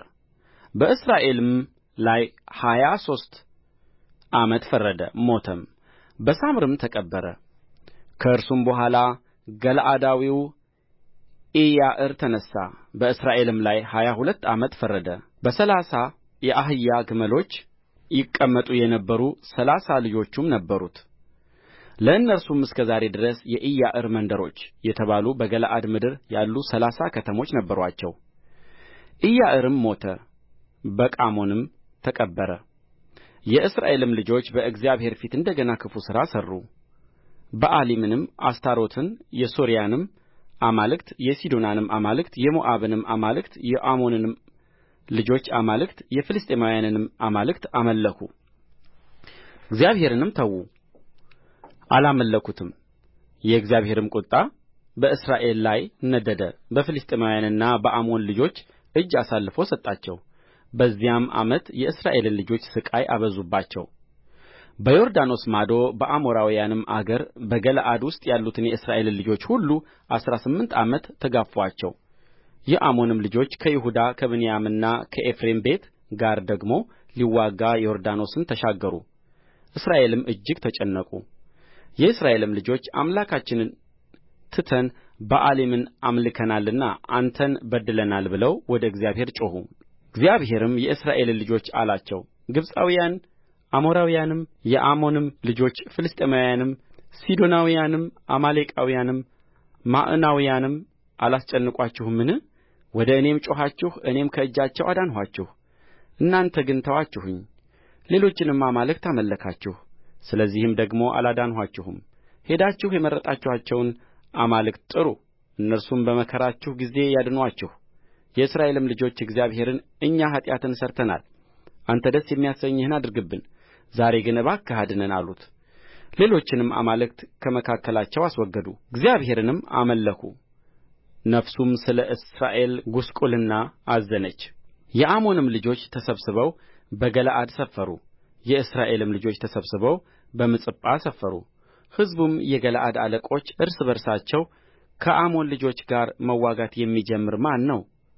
እርሱ በገለዓድ ሰዎች ሁሉ ላይ አለቃ ይሆናል አሉ። መጽሐፈ መሣፍንት ምዕራፍ 11 ገለዓዳዊውም ዮፍታሔ ጽኑዕ ኃያል ሰው የጋለሞታ ሴትም ልጅ ነበረ። ገለዓድም ዮፍታሔን ወለደ። የገለዓድም ሚስት ወንዶች ልጆችን ወለደችለት። ልጆችዋም ባደጉ ጊዜ የዮፍታሔን የልዩ ሴት ልጅ ነህና በአባታችን ቤት አትወርስም ብለው አሳደዱት። ዮፍታሔም ከወንድሞቹ ፊት ሸሽቶ በጦብ ምድር ተቀመጠ። ምናምንቴዎችም ሰዎች ተሰብስበው ዮፍታሔን ተከተሉት። ከዚያም ወራት በኋላ የአሞን ልጆች ከእስራኤል ጋር ይዋጉ ነበር። የአሞንም ልጆች ከእስራኤል ጋር በተዋጉ ጊዜ የገለዓድ ሽማግሌዎች ዮፍታሔን ከጦብ ምድር ለማምጣት ሄዱ። ዮፍታሔንም ና ከአሞን ልጆች ጋር እንድንዋጋ አለቃችን ሁን አሉት። ዮፍታሔም የገለዓድን ሽማግሌዎች የጠላችሁኝ ከአባቴም ቤት ያሳደዳችሁኝ እናንተ አይደላችሁምን? አሁን በተጨነቃችሁ ጊዜ ለምን ወደ እኔ መጣችሁ? አላቸው። የገለዓድም ሽማግሌዎች ዮፍታሔን ከእኛ ጋር እንድትወጣ ከአሞንም ልጆች ጋር እንድትዋጋ ስለዚህ አሁን ወደ አንተ ተመልሰን መጣን፣ በገለዓድም ሰዎች ሁሉ ላይ አለቃችን ትሆናለህ አሉት። ዮፍታሔም የገለዓድን ሽማግሌዎች ከአሞን ልጆች ጋር ለመዋጋት ወደ አገሬ ብትመልሱኝ እግዚአብሔር በእጄ አሳልፎ ቢሰጣቸው እኔ አለቃችሁ እሆናለሁን? አላቸው። የገለዓድም ሽማግሌዎች ዮፍታሔን እግዚአብሔር በመካከላችን ምስክር ይሁን፣ በእርግጥ እንደ ቃልህ እናደርጋለን አሉት። ዮፍታሔም ከገለዓድ ሽማግሌዎች ጋር ሄደ፣ ሕዝቡም በላያቸው ራስና አለቃ አደረጉት። ዮፍታሔም ቃሉን ሁሉ በእግዚአብሔር ፊት በምጽጳ ተናገረ። ዮፍታሔም ወደ አሞን ልጆች ንጉሥ አገሬን ለመውጋት ወደ እኔ የምትመጣ አንተ ከእኔ ጋር ምን አለህ ብሎ መልእክተኞችን ላከ። የአሞንም ልጆች ንጉሥ የዮፍታሔን መልእክተኞች እስራኤል ከግብጽ በወጣ ጊዜ ከአርኖን ጀምሮ እስከ ያቦቅ እስከ ዮርዳኖስ ድረስ ምድሬን ስለ ወሰደ ነው፣ አሁንም በሰላም መልሱልኝ ብሎ መለሰላቸው። ዮፍታሔም ወደ አሞን ልጆች ንጉሥ መልእክተኞችን እንደ ገና ላከ፣ እንዲህም አለው። ዮፍታሔ እንዲህ ይላል፣ እስራኤል የሞዓብን ምድር የአሞንንም ልጆች ምድር አልወሰደም። ነገር ግን ከግብጽ በወጣ ጊዜ እስራኤልም በምድረ በዳ በኩል ወደ ኤርትራ ባሕር በሄደ ጊዜ ወደ ቃዴስም በደረሰ ጊዜ እስራኤል ወደ ኤዶምያስ ንጉሥ በምድርህ እንዳልፍ እባክህ ፍቀድልኝ ብሎ መልእክተኞችን ላከ። የኤዶምያስም ንጉሥ አልሰማም።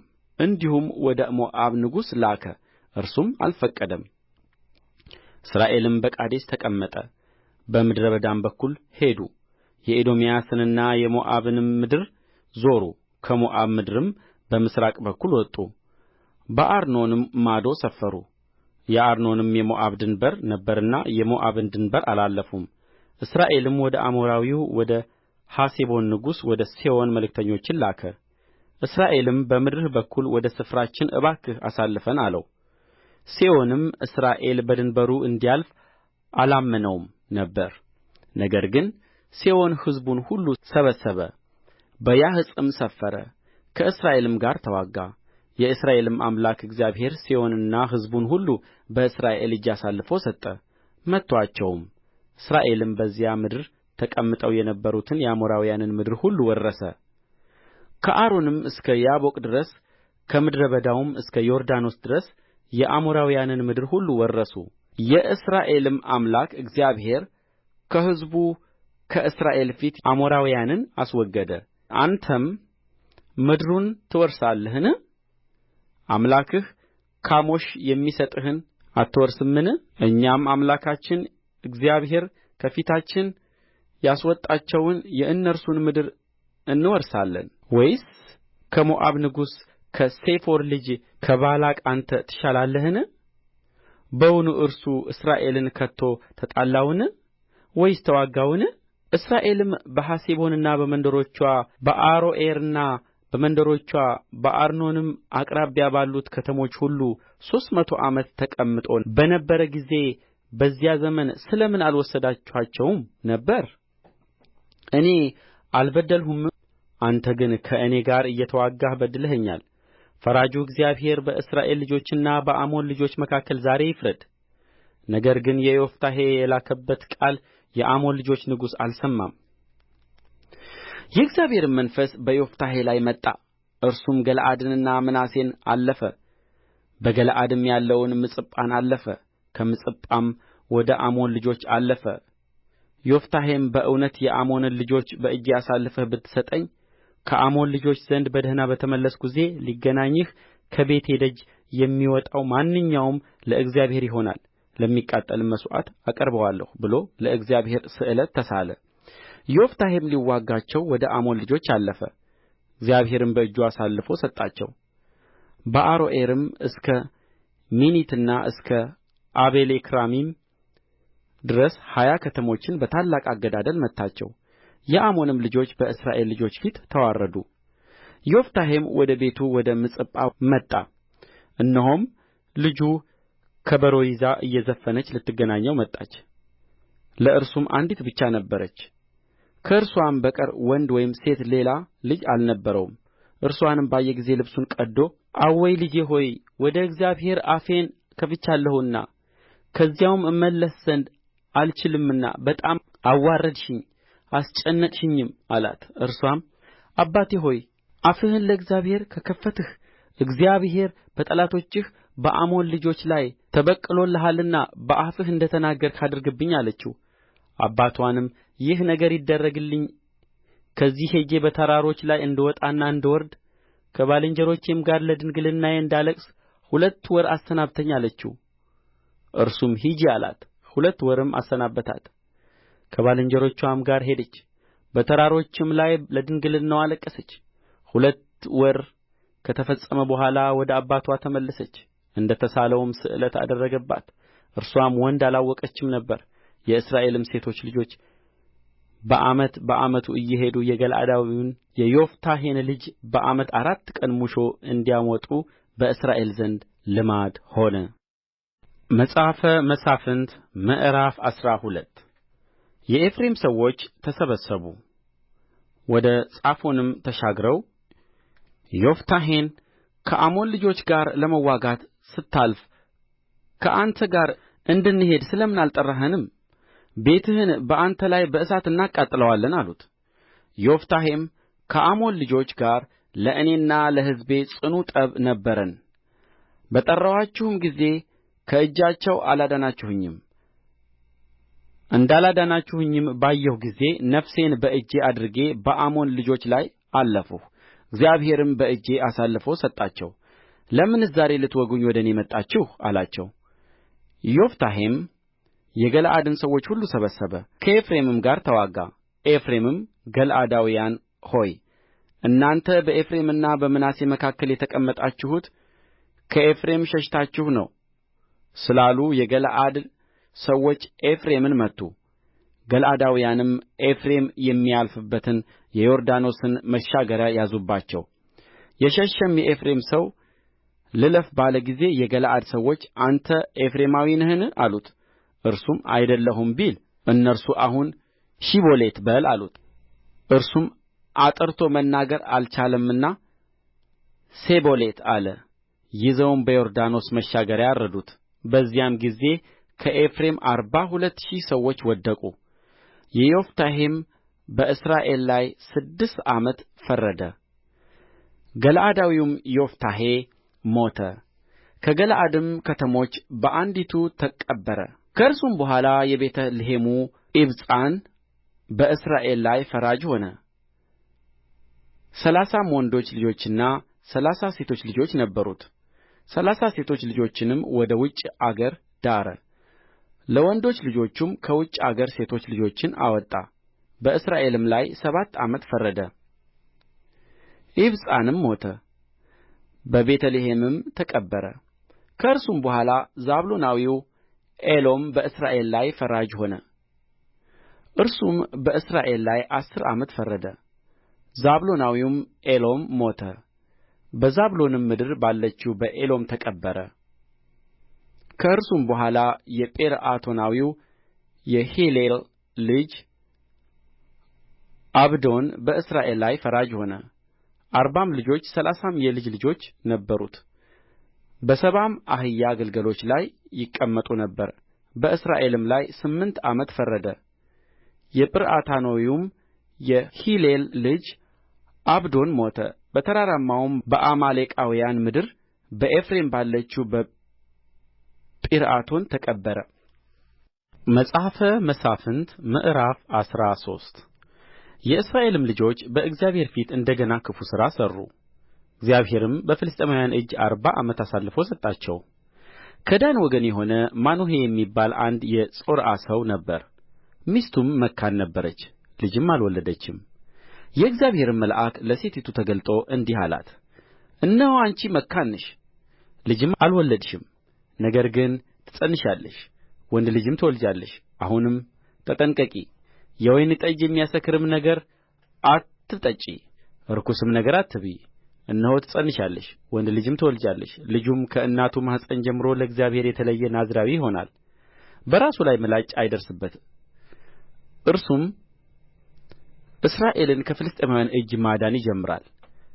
ሴቲቱም ወደ ባልዋ መጥታ አንድ የእግዚአብሔር ሰው ወደ እኔ መጣ፣ መልኩም እንደ እግዚአብሔር መልአክ እጅግ የሚያስደነግጥ ነበረ። ከወዴትም እንደ መጣ አልጠየቅሁትም፣ እርሱም ስሙን አልነገረኝም። እርሱም እነሆ ትፀንሻለሽ፣ ወንድ ልጅም ትወልጃለሽ፣ ልጁም ከእናቱ ማኅፀን ጀምሮ እስኪሞት ድረስ ለእግዚአብሔር የተለየ ናዝራዊ ይሆናልና አሁንም የወይን ጠጅ የሚያሰክርም ነገር አትጠጪ፣ ርኩስም ነገር አትብዪ አለኝ ብላ ተናገረች። ማኑሄም ጌታ ሆይ የላክኸው የእግዚአብሔር ሰው እባክህ እንደ ገና ወደ እኔ ይምጣ፣ ለሚወለደውም ልጅ ምን እንድናደርግ ያስገንዝበን ብሎ ወደ እግዚአብሔር ለመነ። እግዚአብሔርም የማኑሄን ድምፅ ሰማ። የእግዚአብሔርም መልአክ እንደ ገና ለሴቲቱ በእርሻ ውስጥ ተቀምጣ ሳለች ተገለጠላት። ባልዋ ማኑሄ ግን ከእርስዋ ጋር አልነበረም። ሴቲቱም ፈጥና ሮጠች፣ ለባልዋም እነሆ በቀደም ዕለት ወደ እኔ የመጣው ሰው ደግሞ ተገለጠልኝ ብላ ነገረችው። ማኑሄም ተነሥቶ ሚስቱን ተከተለ። ወደ ሰውዮውም መጥቶ ከዚህች ሴት ጋር የተነጋገርህ አንተ ነህን አለው። እርሱም እኔ ነኝ አለ። ማኑሄም ቃልህ በደረሰ ጊዜ የልጁ ሥርዓት ምንድር ነው? የምናደርግለትስ ምንድር ነው አለው። የእግዚአብሔርም መልአክ ማኑሄን ሴቲቱ ከነገርኋት ሁሉ ትጠንቀቅ፣ ከወይንም ከሚወጣው ሁሉ አትብላ፣ የወይን ጠጅንም የሚያሰክርንም ነገር አትጠጣ፣ ርኩስም ነገር ሁሉ አትብላ፣ ያዘዝኋትን ሁሉ ትጠብቅ አለው። ማኑሄም የእግዚአብሔርን መልአክ የፍየል ጠቦት እስክናዘጋጅልህ ድረስ እባክህ ቆይ አለው። የእግዚአብሔርም መልአክ ማኑሄን አንተ የግድ ብትለኝ መብልህን አልበላም፣ የሚቃጠለውንም መሥዋዕት ማዘጋጀት ብትወድድ ለእግዚአብሔር አቅርበው አለው። ማኑሄም የእግዚአብሔር መልአክ መሆኑን አላወቀም ነበር። ማኑሄም የእግዚአብሔርን መልአክ ነገርህ በደረሰ ጊዜ እንድናከብርህ ስምህ ማን ነው አለው። የእግዚአብሔርም መልአክ ስሜ ድንቅ ነውና ለምን ትጠይቃለህ አለው። ማኑሄም የፍየሉን ጠቦትና የእህሉን ቍርባን ወስዶ በድንጋይ ላይ ለእግዚአብሔር አቀረበው። መልአኩም ተአምራት አደረገ። ማኑሄና ሚስቱም ይመለከቱ ነበር። ነበልባሉም በመሠዊያው ላይ ወደ ሰማይ በወጣ ጊዜ የእግዚአብሔር መልአክ በመሠዊያው ነበልባል ውስጥ ዐረገ። ማኑሄና ሚስቱም ተመለከቱ፣ በምድርም በግምባራቸው ተደፉ። የእግዚአብሔርም መልአክ ዳግመኛ ለማኑሄ ለሚስቱ አልተገለጠም። ያን ጊዜም ማኑሄ የእግዚአብሔር መልአክ መሆኑን አወቀ። ማኑሄም ሚስቱን እግዚአብሔርን አይተናልና ሞት እንሞታለን አላት። ሚስቱም እግዚአብሔርስ ሊገድለን ቢወድድ ኖሮ የሚቃጠለውን መሥዋዕትና የእህሉን ቍርባን ከእጃችን ባልተቀበለን፣ ይህንም ነገር ሁሉ ባላሳየን፣ እንዲህ ያለ ነገርም በዚህ ጊዜ ባላስታወቀን ነበር አለችው። ሴቲቱም ወንድ ልጅ ወለደች፣ ስሙንም ሶምሶን ብላ ጠራችው። ልጁም አደገ፣ እግዚአብሔርም ባረከው። የእግዚአብሔርም መንፈስ በጾርዓና በኤሽታኦል መካከል ባለው በዳን ሰፈር ውስጥ ሊያነቃቃው ጀመረ። መጽሐፈ መሣፍንት ምዕራፍ 14 ሶምሶንም ወደ ተምና ወረደ። በተምናም ከፍልስጥኤማውያን ልጆች አንዲት ሴት አየ። ወጥቶም ለአባቱና ለእናቱ በተምና ከፍልስጥኤማውያን ልጆች አንዲት ሴት አይቻለሁ፣ አሁንም እርስዋን አጋቡኝ አላቸው። አባቱና እናቱም ካልተገረዙት ከፍልስጥኤማውያን ሚስት ለማግባት ትሄድ ዘንድ ከወንድሞችህ ሴቶች ልጆች ከሕዝቤም ሁሉ መካከል ሴት የለምን አሉት።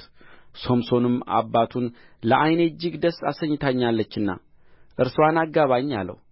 እግዚአብሔርም በፍልስጥኤማውያን ላይ ምክንያት ይፈልግ ነበርና ነገሩ ከእርሱ ሆነ። አባቱና እናቱ ግን አላወቁም። በዚያን ጊዜም ፍልስጥኤማውያን በእስራኤል ላይ ገዦች ነበሩ። ሶምሶንም አባቱና እናቱም ወደ ተምና ወረዱ። በተምናም ወዳለው ወደ ወይኑ ስፍራ መጡ። እነሆም የአንበሳ ደቦል እያገሣ ወደ እርሱ ደረሰ። የእግዚአብሔርም መንፈስ በእርሱ ላይ በኃይል ወረደ። ጠቦትን እንደሚቈራርጥ በእጁ ምንም ሳይኖር ቈራረጠው። ያደረገውንም ለአባቱና ለእናቱ አልነገረም።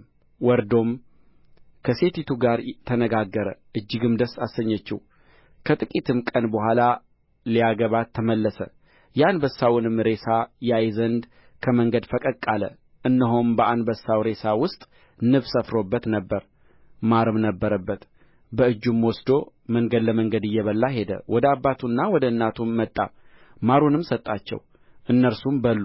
ማሩንም ከአንበሳው ሬሳ ውስጥ እንደ ወሰደ አልነገራቸውም። አባቱም ወደ ሴቲቱ ወረደ። ጎበዞችም እንዲሁ ያደርጉ ነበርና ሶምሶን በዚያ በዓል አደረገ። ባዩትም ጊዜ ከእርሱ ጋር ይሆኑ ዘንድ ሌሎች 30 ሰዎች ሰጡት።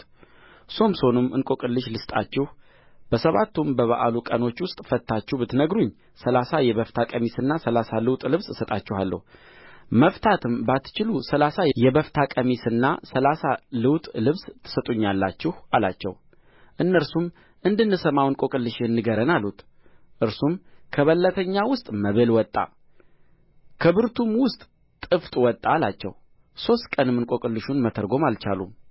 በአራተኛውም ቀን የሶምሶን ሚስት እንቈቅልሹን እንዲነግረን ባልሽን ሸንግዪው፣ አለዚያም አንቺንና የአባትሽን ቤት በእሳት እናቃጥላለን። ወደዚህ ጠራችሁን ልትገፉን ነውን? አሉአት። የሶምሶንም ሚስት በፊቱ እያለቀሰች በእውነት ጠልተኸኛል፣ ከቶም አትወድደኝም። ለሕዝቤ ልጆች እንቈቅልሽ ሰጥተሃቸዋልና ትርጓሜውንም አልነገርኸኝም አለችው። እርሱም እነሆ ለአባቴና ለእናቴ አልነገርኋቸውም፣ ለአንቺ እነግርሻለሁን አላት። 7ቱንም የበዓል ቀን በፊቱ አለቀሰች።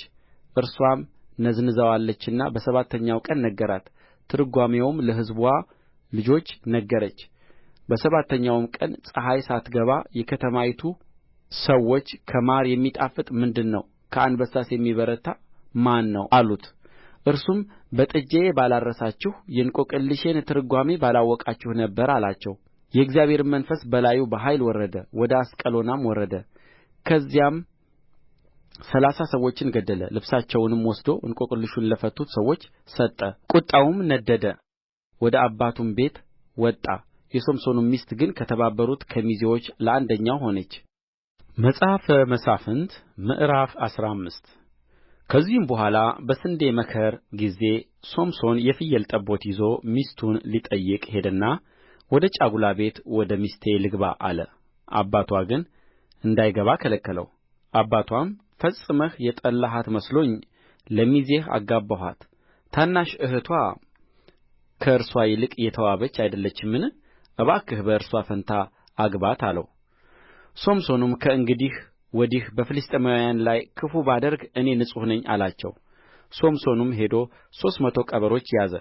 ችቦም ወስዶ ሁለቱን ቀበሮች በጅራታቸው አሰረ። በሁለቱም ጅራቶች መካከል አንድ ችቦ አደረገ። ችቦውንም አንድዶ በቆመው በፍልስጥኤማውያን እህል መካከል ሰደዳቸው።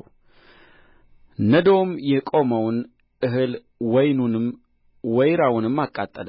ፍልስጥኤማውያንም ይህን ያደረገው ማን ነው አሉ። እነርሱም ሚስቱን ወስዶ ለሚዜው አጋብቶበታልና የተምናዊው አማች ሶምሶን ነው አሉ። ፍልስጥኤማውያንም ወጥተው ሴቲቱንና አባትዋን በእሳት አቃጠሉ።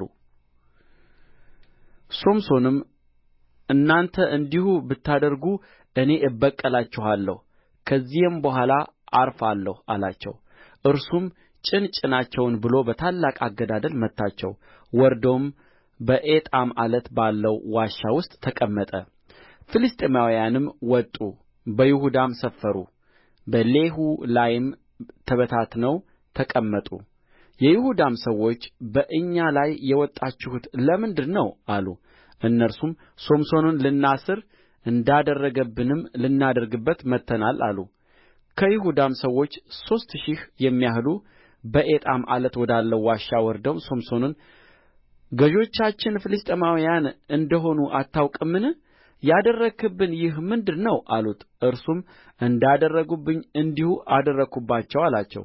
እነርሱም አስረን በፍልስጥኤማውያን እጅ አሳልፈን ልንሰጥህ መጥተናል አሉት።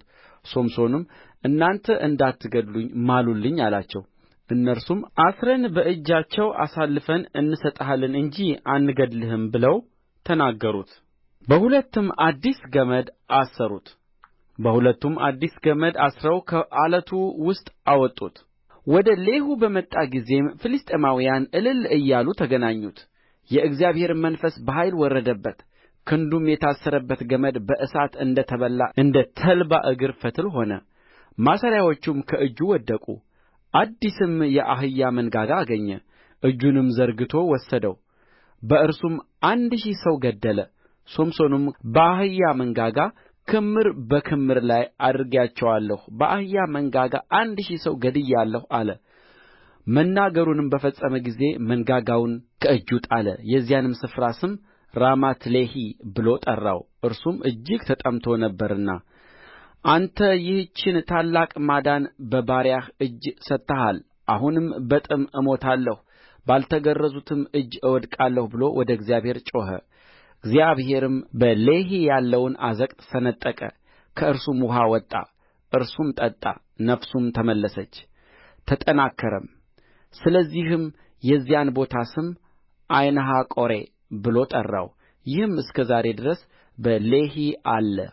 በፍልስጥኤማውያንም ዘመን በእስራኤል ላይ 20 ዓመት ፈረደ። መጽሐፈ መሣፍንት ምዕራፍ 16 ሶምሶንም ወደ ጋዛ ሄደ። በዚያም ጋለሞታ ሴት አይቶ ወደ እርስዋ ገባ። የጋዛ ሰዎችም ሶምሶን ወደ ከተማ ውስጥ እንደ ገባ ሰሙ። ከበቡትም። ሌሊቱንም ሁሉ በከተማይቱ በር ሸመቁበት። ማለዳ እንገድለዋለን ብለው ሌሊቱን ሁሉ በዝምታ ተቀመጡ። ሶምሶንም እስከ እኩለ ሌሊት ተኛ። እኩለ ሌሊትም በሆነ ጊዜ ተነሥቶ የከተማይቱን በር መዝጊያ ያዘ።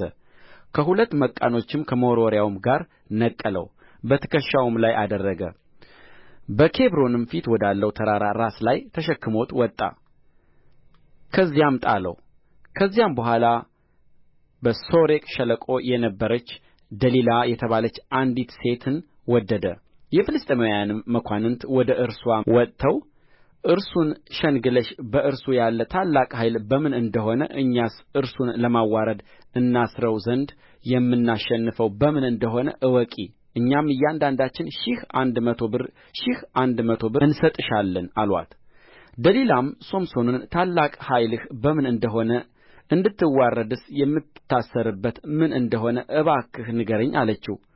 ሶምሶንም በሰባት ባልደረቀ በእርጥብ ጠፍር ቢያስሩኝ እደክማለሁ፣ እንደ ሌላም ሰው እሆናለሁ አላት።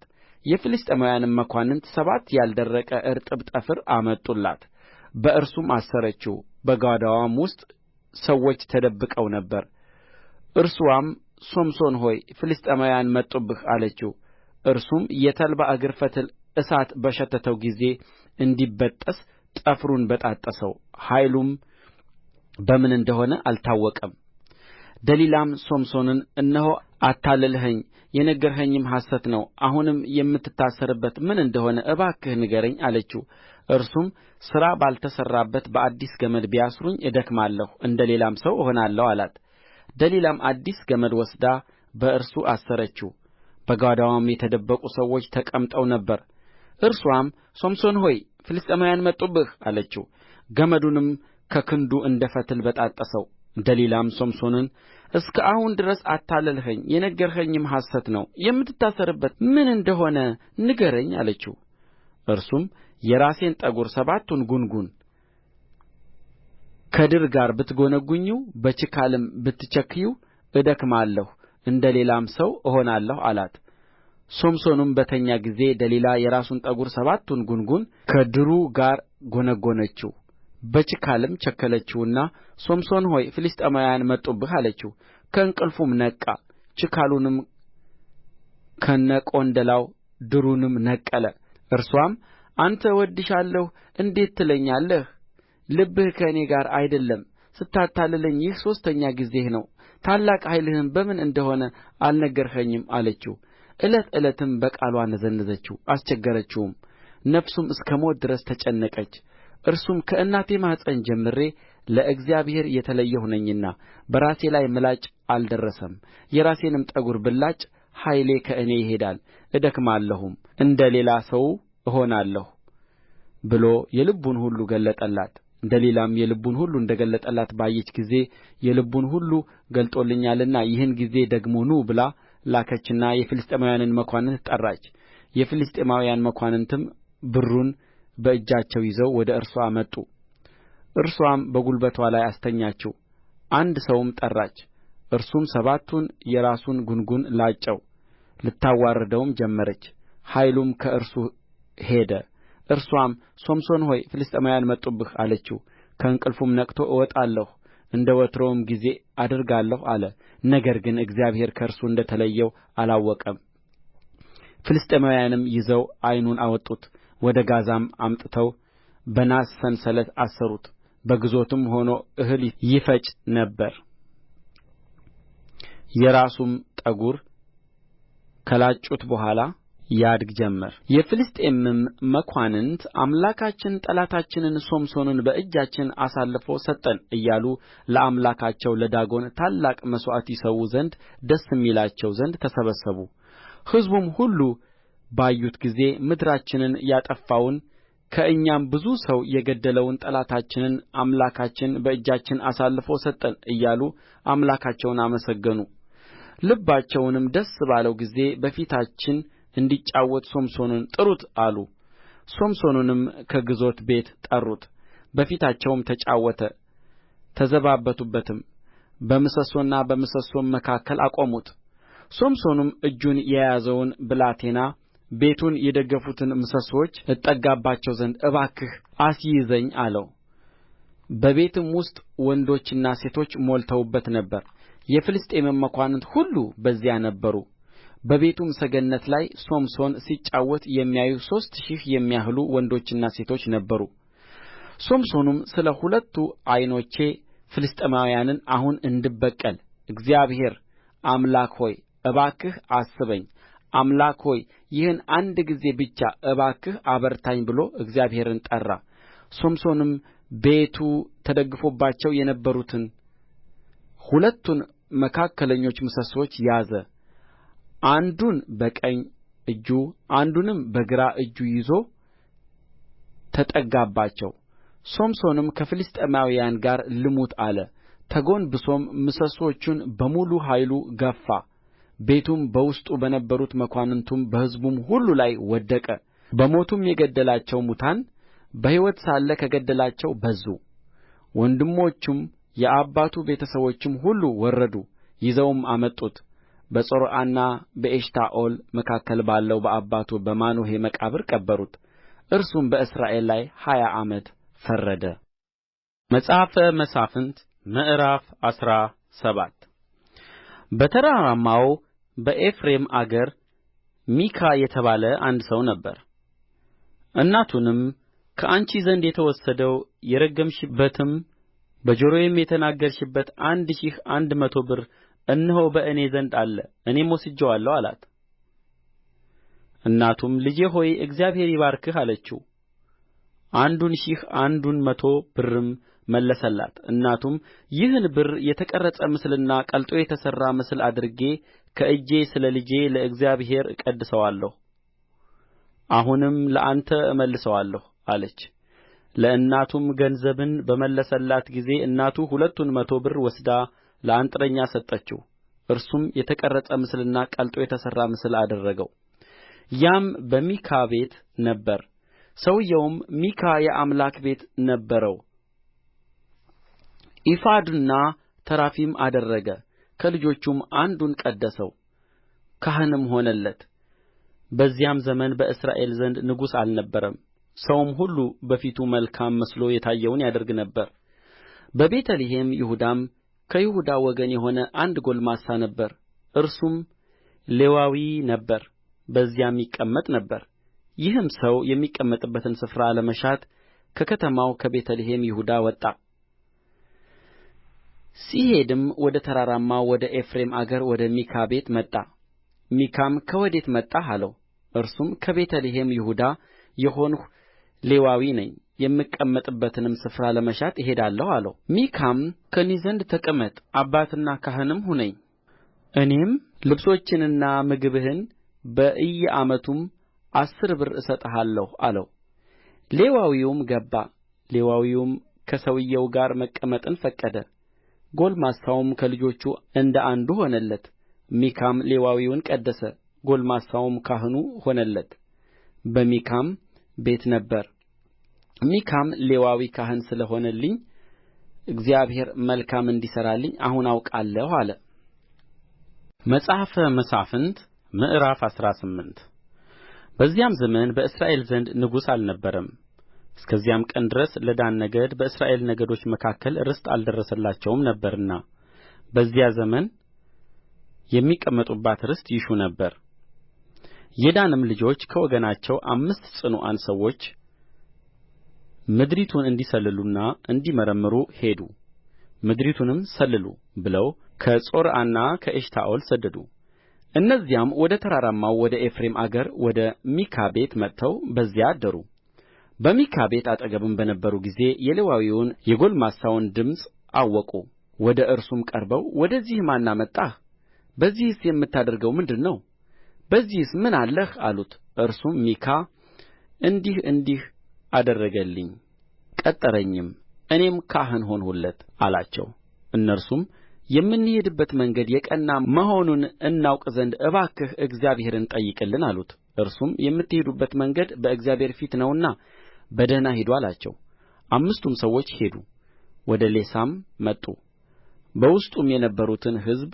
ተዘልለው አዩአቸው እንደ ሲዶናውያን ልማድ ጸጥ ብለው ተዘልለው ተቀምጠው ነበር የሚያስቸግራቸውም የሚገዛቸውም አልነበረም ከሲዶናውያንም ርቀው ከሰውም ሁሉ ተለይተው ለብቻቸው ይኖሩ ነበር ወደ ወንድሞቻቸውም ወደ ጾርዓና ወደ ኤሽታኦል ተመለሱ ወንድሞቻቸውም ምን ወሬ ይዛችኋል አሉአቸው እነርሱም ምድሪቱ እጅግ መልካም እንደ ሆነች አይተናልና ተነሡ በእነርሱ ላይ እንውጣ እናንተ ዝም ትላላችሁን ትሄዱ ዘንድ ምድሪቱንም ለመውረስ ትገቡ ዘንድ ቸል አትበሉ በሄዳችሁ ጊዜ ተዘልለው ወደ ተቀመጡ ሕዝብ ትደርሳላችሁ ምድሪቱም ሰፊ ናት እግዚአብሔርም በምድር ካለው ነገር ሁሉ አንዳች የማይጎድልበትን ስፍራ በእጃችሁ ሰጥቶአል አሉ ከዳን ወገንም የጦር ዕቃ የታጠቁ 600 ሰዎች ከዚያ ከጾርዓና ከኤሽታኦል ተነሥተው ሄዱ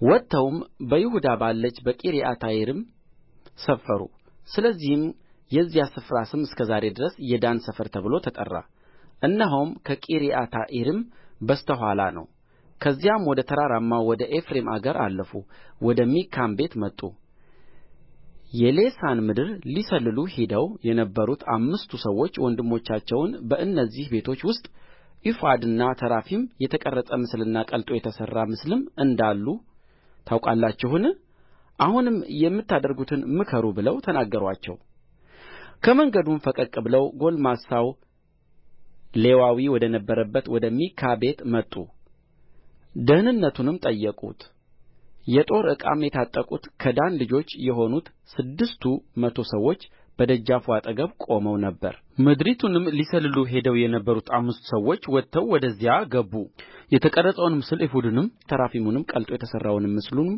ወሰዱ ካህኑም የጦር ዕቃ ከታጠቁት ከ600 ሰዎች ጋር በደጃፉ አጠገብ ቆሞ ነበር እነዚህም ወደ ሚካ ቤት ገብተው የተቀረጸውን ምስል ኤፉዱንም ተራፊሙንም ቀልጦ የተሠራውንም ምስል በወሰዱ ጊዜ ካህኑ ምን ታደርጋላችሁ አላቸው እነርሱም ዝም በል እጅህንም በአፍህ ላይ ጫን ከእኛም ጋር መጥተህ አባትና ካህን ሁንልን ለአንድ ሰው ቤት ካህን መሆን ወይስ በእስራኤል ዘንድ ለነገድና ለወገን ካህን መሆን ማናቸው ይሻልሃል አሉት ካህኑም በልቡ ደስ አለው ኤፉዱንም ተራፊሙንም የተቀረጸውንም ምስል ወሰደ በሕዝቡም መካከል ሄደ እነርሱም ዞረው ሄዱ ሕፃናቶችንና ከብቶችን ዕቃዎችንም በፊታቸው አደረጉ ከሚካም ቤት በራቁ ጊዜ የሚካ ጎረቤቶች ተሰበሰቡ የዳንም ልጆች ተከትለው ደረሱባቸው ወደ ዳንም ልጆች ጮኹ የዳንም ልጆች ፊታቸውን መልሰው ሚካን የምትጮኸው ምን ሆነህ ነው አሉት እርሱም የሠራኋቸውን አማልክቴን ካህኑንም ይዛችሁ ሄዳችኋል ሌላ ምን አለኝ እናንተስ ምን ሆነሃል እንዴት ትሉኛላችሁ አለ የዳንም ልጆች የተቈጡ ሰዎች እንዳይወድቁብህ ነፍስህም የቤተ ሰቦችህም ነፍስ እንዳይጠፋብህ ድምፅህን በእኛ መካከል አታሰማ አሉት የዳንም ልጆች መንገዳቸውን ሄዱ ሚካም ከእርሱ እንደ በረቱ ባየ ጊዜ ተመልሶ ወደ ቤቱ ሄደ እርሱም ሚካ የሠራውን ጣዖትና ለእርሱ የነበረውን ካህን ይዘው ወደ ሌሳ ጸጥ ብሎ ተዘልሎም ወደ ተቀመጠው ሕዝብ መጡ በሰይፍም ስለት መቱአቸው ከተማይቱንም በእሳት አቃጠሉአት ከተማይቱ ከሲዶና ራቅ ያለች ነበረችና እነርሱም ከሌሎች ሰዎች ተለይተው ብቻቸውን ይኖሩ ነበርና የሚታደግ አልነበራቸውም ሌሳም በቤትሮዖብ አጠገብ ባለች ሸለቆ ውስጥ ነበረች ከተማይቱንም ሠርተው ተቀመጡባት ከተማይቱንም ከእስራኤል በተወለደው በአባታቸው በዳን ስም ዳን ብለው ጠሩአት የከተማይቱም ስም አስቀድሞ ሌሳ ነበረ የዳንም ልጆች የተቀረጸውን ምስል ለራሳቸው አቆሙ የሙሴም ልጅ የጌርሳም ልጅ ዮናታን እርሱና ልጆቹ የአገሩ ሰዎች እስከሚማረኩበት ቀን ድረስ የዳን ነገድ ካህናት ነበሩ ሚካም ያደረገውን የተቀረጸ ምስል የእግዚአብሔር ቤት በሴሎ ባለበት ዘመን ሁሉ አቆሙ መጽሐፈ መሣፍንት ምዕራፍ 19 በዚያም ዘመን በእስራኤል ዘንድ ንጉሥ በሌለበት ጊዜ በተራራማው በኤፍሬም አገር ማዶ የተቀመጠ ሌዋዊ ነበረ። ከቤተ ልሔምም ይሁዳ ቁባት አገባ። ቁባቱም አመነዘረችበት። ትታውም ወደ አባትዋ ቤት ወደ ቤተ ልሔም ይሁዳ ሄደች። በዚያም 4 ወር ተቀመጠች። ባልዋ ተነሣ፣ ከእርስዋም ዕርቅ ሽቶ ወደ ቤቱ ሊመልሳት ፍለጋውን ተከትሎ ሄደ። ከእርሱም ጋር 1 አሽከር 2ም አህዮች ነበሩ። እርስዋም ወደ አባትዋ ቤት አገባችው። አባትዋም ባየው ጊዜ ደስ ብሎት ተገናኘው። የብላቴናይቱም አባት አማቱ የግድ አለ። በቤቱም 3 ቀን ተቀመጠ። በሉም ጠጡም፣ በዚያም አደሩ። በአራተኛውም ቀን ማልደው ተነሡ። እርሱም ለመሄድ ተነሣ። የብላቴናይቱም አባት አማቹን ሰውነትህን በቍራሽ እንጀራ አበርታ፣ ከዚያም በኋላ ትሄዳለህ አለው። ተቀመጡም፣ በአንድ ላይም በሉ ጠጡም። የብላቴናይቱም አባት ሰውዮውን ዛሬ ደግሞ ከዚህ ለማደር እባክህ ፍቀድ፣ ልብህንም ደስ ይበለው አለው። ሰውዮውም ሊሄድ ተነሣ። አማቱ ግን የግድ አለው። ዳግመኛም በዚያ አደረ። በአምስተኛውም ቀን ለመሄድ ማልዶ ተነሣ። የብላቴናይቱም አባት እባክህ ሰውነትህን አበርታ፣ ቀኑም እስኪዋገድ ድረስ ቆይ አለው። ሁለቱም በሉ። ሰውዮውም ከቁባቱና ከአሽከሩ ጋር ለመሄድ በተነሣ ጊዜ የብላቴናይቱ አባት አማቱ እነሆ ቀኑ ተዋግዶአል፣ በዚህ እደሩ፣ እነሆ ቀኑ ለማለፍ ተዋግዶአል፣ ልባችሁ ደስ እንዲለው በዚህ እደሩ፣ ነገም ወደ ቤታችሁ እንድትደርሱ ማልዳችሁ መንገዳችሁን ትሄዳላችሁ አለው። ሰውዮው ግን በዚያን ሌሊት ለማደር አልፈቀደም። ተነሥቶም ሄደ። ኢየሩሳሌምም ወደ ተባለች ወደ ኢያቡስ ፊት ለፊት ደረሰ። ከእርሱም ጋር 2 የተጫኑ አህዮች ነበሩ። ቁባቱም ከእርሱ ጋር ነበረች።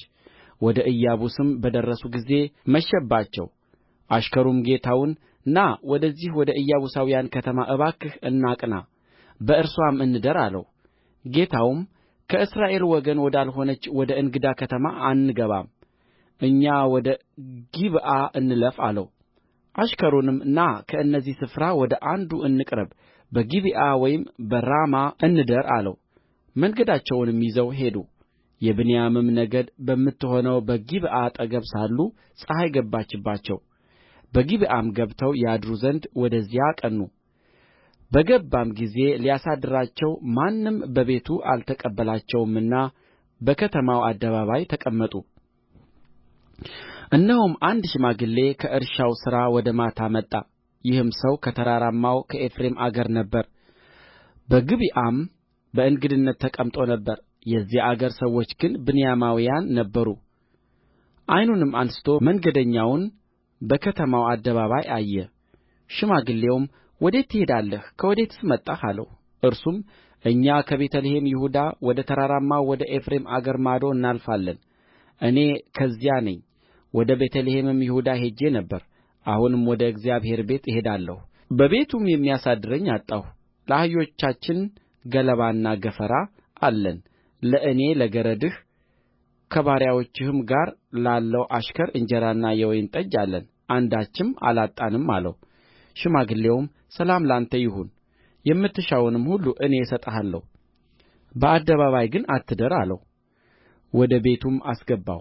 ለአህዮቹም ገፈራ ጣለላቸው። እግራቸውንም ታጠቡ፣ በሉም ጠጡም። ሰውነታቸውንም ደስ ባሰኙ ጊዜ ወስላቶች የሆኑ የከተማው ሰዎች ቤቱን ከበቡ፣ በሩንም ይደበድቡ ነበር። ባለቤቱንም ሽማግሌውን ወደ ቤትህ የገባውን ሰው እንደርስበት አውጣልን አሉት። ባለቤቱም ሽማግሌው ወደ እነርሱ ወጥቶ ወንድሞቼ ሆይ ይህን ክፉ ነገር እባካችሁ አታድርጉ። ይህ ሰው ወደ ቤቴ ገብቶአልና እንደዚህ ያለ ኃጢአት አትሥሩ። ድንግል ልጄና የእርሱም ቁባት እነሆ አሉ። አሁንም አወጣቸዋለሁ። አዋርዱአቸው፣ እንደ ወደዳችሁም አድርጉባቸው። ነገር ግን በዚህ ሰው ላይ እንደዚህ ያለ ኃጢአት አታድርጉ አላቸው። ሰዎቹ ግን ነገሩን አልሰሙም። ሰውዮውም ቁባቱን ይዞ አወጣላቸው። ደረሱባትም። ሌሊቱንም ሁሉ እስኪነጋ ድረስ አመነዘሩባት። ጎህ በቀደደም ጊዜ ለቀቁአት። ሴቲቱም ማለዳ መጣች። ጌታዋም ባለበት በሰውዮው ቤት ደጅ ወድቃ እስኪነጋ ድረስ በዚያ ቀረች። ጌታዋም ማለዳ ተነሣ፣ የቤቱንም ደጅ ከፈተ፣ መንገዱንም ለመሄድ ወጣ። እነሆም ቁባቲቱ ሴት በቤቱ ደጃፍ ወድቃ እጅዋም በመድረክ ላይ ነበረ። እርሱም ተነሺ እንሂድ አላት። እርስዋ ግን ሞታ ነበርና አልመለሰችም። በዚያን ጊዜ በአህያው ላይ ጫናት፣ ተነሥቶም ወደ ስፍራው ሄደ። ወደ ቤቱም በመጣ ጊዜ ካራ አነሣ፣ ቁባቱንም ይዞ ከአጥንቶችዋ መለያያ ላይ ለ12 ቈራርጦ ወደ እስራኤል አገር ሁሉ ሰደደ። ያየም ሁሉ የእስራኤል ልጆች ከግብፅ ምድር ከወጡ ጀምሮ እስከ ዛሬ ድረስ እንዲህ ያለ ነገር ከቶ አልተደረገም አልታየምም። አስቡት፣ በዚህም ተመካከሩ ተነጋገሩም ይባባል ነበር። መጽሐፈ መሣፍንት ምዕራፍ 20 የእስራኤልም ልጆች ሁሉ ወጡ። ማኅበሩም ከዳን እስከ ቤርሳቤህ ድረስ ከገለዓድም አገር ሰዎች ጋር ወደ እግዚአብሔር ወደ ምጽጳ እንደ አንድ ሰው ሆነው ተሰበሰቡ። ከእስራኤልም ነገድ ሁሉ የሆኑ የሕዝቡ ሁሉ አለቆች ሰይፍ በሚመዝዙ በቍጥርም 400,000 እግረኞች በሆኑ በእግዚአብሔር ሕዝብ ጉባኤ ቆሙ። የብንያምም ልጆች የእስራኤል ልጆች ወደ ምጽጳ እንደ ወጡ ሰሙ። የእስራኤልም ልጆች ይህ ክፉ ነገር እንደ ምን እንደ ተደረገ ንገሩን አሉ። የተገደለችውም ሴት ባል ሌዋዊው እንዲህ ብሎ መለሰላቸው፣ እኔና ቁባቴ በዚያ ለማደር ወደ ብንያም አገር ወደ ጊብዓ መጣን። የጊብዓም ሰዎች ተነሡብኝ፣ ቤቱንም በሌሊት በእኛ ላይ ከበቡት፣ ሊገድሉኝም ወደዱ። በቁባቴም አጥብቀው አመነዘሩባት፣ እርስዋም ሞተች። እኔም ቁባቴን ይዤ ቈራረጥኋት።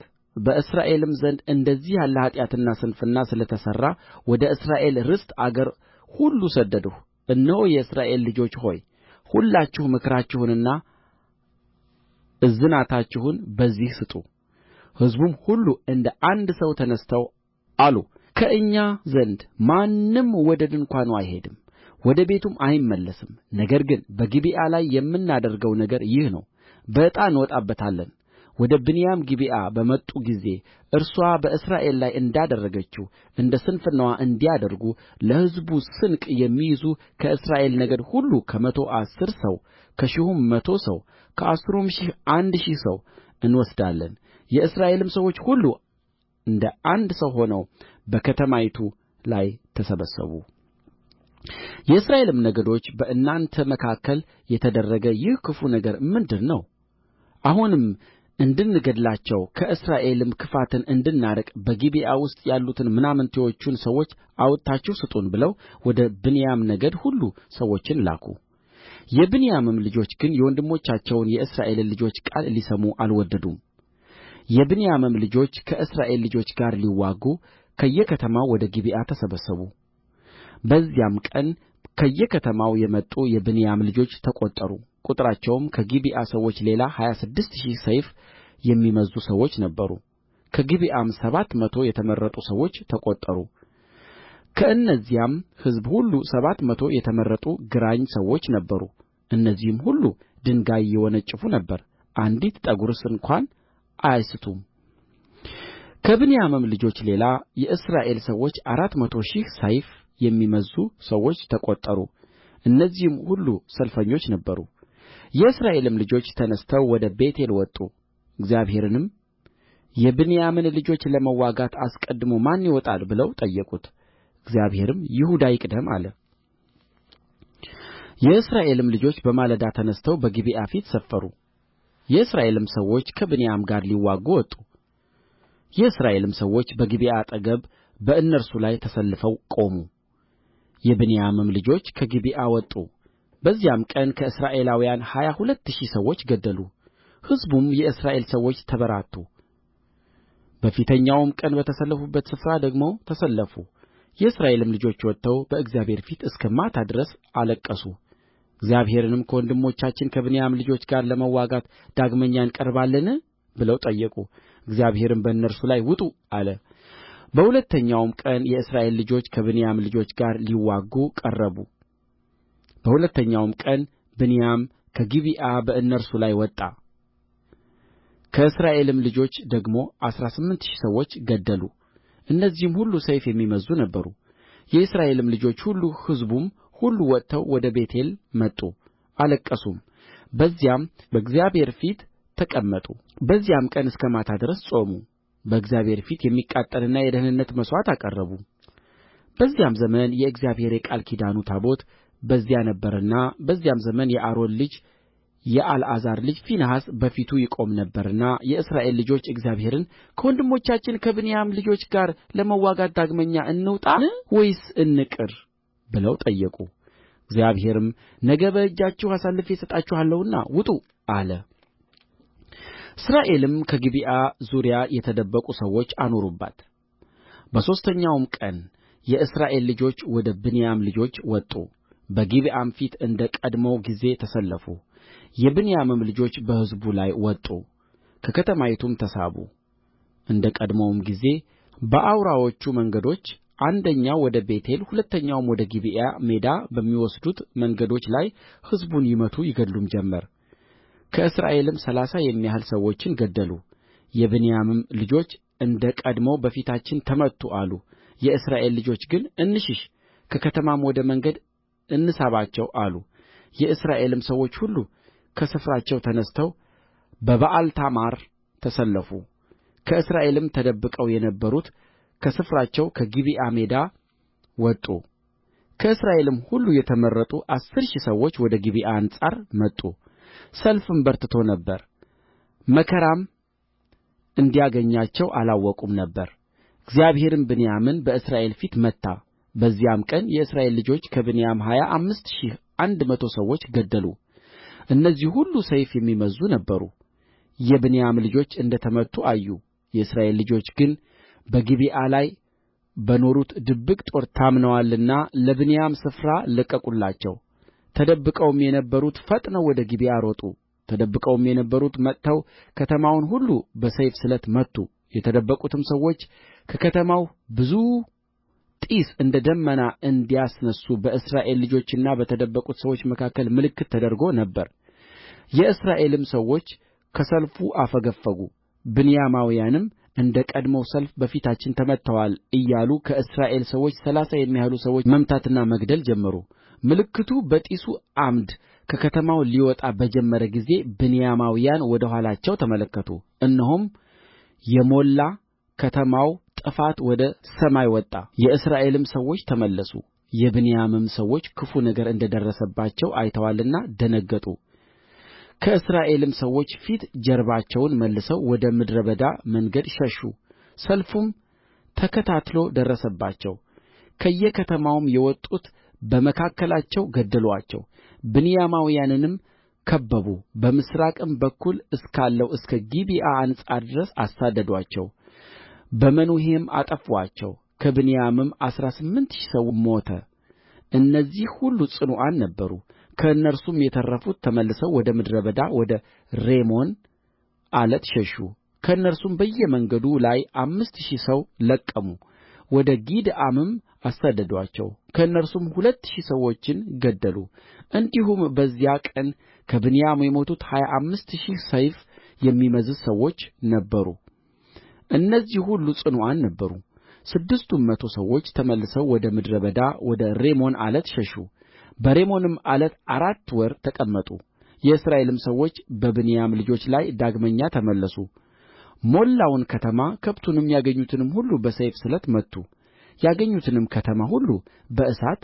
አቃጠሉ መጽሐፈ መሣፍንት ምዕራፍ 21 የእስራኤልም ሰዎች ከእኛ ማንም ሰው ልጁን ለብንያም ልጆች አያጋባ ብለው በምጽጳ ተማምለው ነበር ሕዝቡም ወደ ቤቴል መጥተው በዚያ በእግዚአብሔር ፊት እስከ ማታ ድረስ ተቀመጡ ድምፃቸውንም ከፍ አድርገው ጽኑ ልቅሶ አለቀሱ እነርሱም አቤቱ የእስራኤል አምላክ ሆይ ዛሬ ከእስራኤል አንድ ነገድ መታጣቱ ስለ ምን ይህ በእስራኤል ላይ ሆነ አሉ በነጋውም ሕዝቡ ማልደው ተነሡ በዚያም መሠዊያ ሠሩ የሚቃጠልና የደኅንነት መሥዋዕትንም አቀረቡ የእስራኤልም ልጆች ወደ እግዚአብሔር ወደ ምጽጳ ስላልወጣ ሰው እርሱ ፈጽሞ ይገደል ብለው ታላቅ መሐላ ምለው ነበርና ከእስራኤል ነገድ ሁሉ ወደ ጉባኤ ወደ እግዚአብሔር ያልወጣ ማን ነው አሉ የእስራኤልም ልጆች ስለ ወንድሞቻቸው ስለ ብንያም ልጆች ተጸጽተው ዛሬ ከእስራኤል አንድ ነገድ ጠፍቶአል እኛ ልጆቻችንን እንዳንድርላቸው በእግዚአብሔር ምለናልና የተረፉት ሚስቶችን እንዲያገኙ ምን እናድርግ አሉ። እነርሱም ከእስራኤል ነገድ ወደ እግዚአብሔር ወደ ምጽጳ ያልወጣ ማን ነው አሉ። እነሆም በኢያቢስ ገለዓድ ወደ ሰፈሩ ወደ ጉባኤ ማንም አልወጣም ነበር። ሕዝቡም በተቈጠሩ ጊዜ እነሆ በኢያቢስ ገለዓድ የሚኖር ሰው አልተገኘም። ማኅበሩም ወደዚያ 12,000 ኃያላን ሰዎች ሰድደው ሂዱ፣ በኢያቢስ ገለዓድም ያሉትን ሰዎች ከሴቶችና ከሕፃናት ጋር በሰይፍ ስለት ግደሉ። የምታደርጉትም ይህ ነው፣ ወንዱን ሁሉ ከወንድ ጋር የተኛችይቱንም ሴት ሁሉ ፈጽማችሁ አጥፉ ብለው አዘዙአቸው። ወንድ ያላወቁ 400 ቆነጃጅት ደናግሎች በኢያቢስ ገለዓድ በሚኖሩ መካከል አገኙ። በከነዓንም አገር ወዳለችው ወደ ሴሎ ወደ ሰፈሩ አመጡአቸው።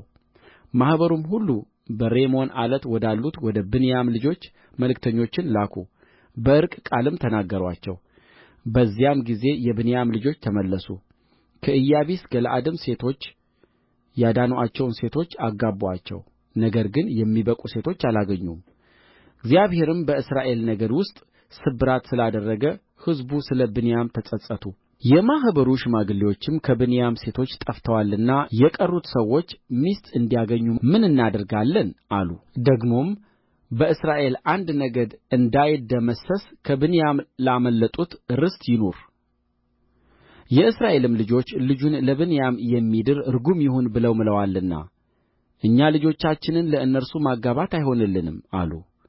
እነርሱም እነሆ በቤቴል በሰሜን በኩል ከቤቴልም ወደ ሴኬም በሚወስደው መንገድ በምሥራቅ በኩል በለቦና በደቡብ በኩል ባለችው በሴሎ የእግዚአብሔር በዓል በየዓመቱ አለ አሉ። የብንያምንም ልጆች እንዲህ ብለው አዘዙአቸው፣ ሂዱ፣ በወይኑም ስፍራ ተደበቁ፣ ተመልከቱም። እነሆም የሴሎ ሴቶች ልጆች አታሞ ይዘው ለዘፈን ሲወጡ ከወይን ስፍራ ውጡ። ከሴሎም ሴቶች ልጆች ለየራሳችሁ ሚስትን ንጠቁ፣ ወደ ብንያም ምድርም ሂዱ። አባቶቻቸውና ወንድሞቻቸውም ሊጣሉአችሁ ወደ እኛ በመጡ ጊዜ ስለ እኛ ማሩአቸው፣ እኛ ሚስት ለእያንዳንዳቸው በሰልፍ አልወሰድናቸውምና። እናንተም በደል ይሆንባችሁ ስለ ነበረ አላጋባችኋቸውምና እንላችኋለን። የብንያምም ልጆች እንዲሁ አደረጉ። በቍጥራቸውም መጠን ከተነጠቁት ዘፋኞች ሚስት ወሰዱ። ወደ ርስታቸውም ተመልሰው ሄዱ፣ ከተሞችንም ሠርተው ተቀመጡባቸው። በዚያን ጊዜም የእስራኤል ልጆች ከዚያ ተነሡ፣ እያንዳንዱም ወደ ነገዱና ወደ ወገኑ ሄደ። ሰውም ሁሉ ከዚያ ወደ ርስቱ ተመለሰ። በዚያም ዘመን በእስራኤል ዘንድ ንጉሥ አልነበረም። ሰው ሁሉ በፊቱ መልካም መስሎ የታየውን ያደርግ ነበር።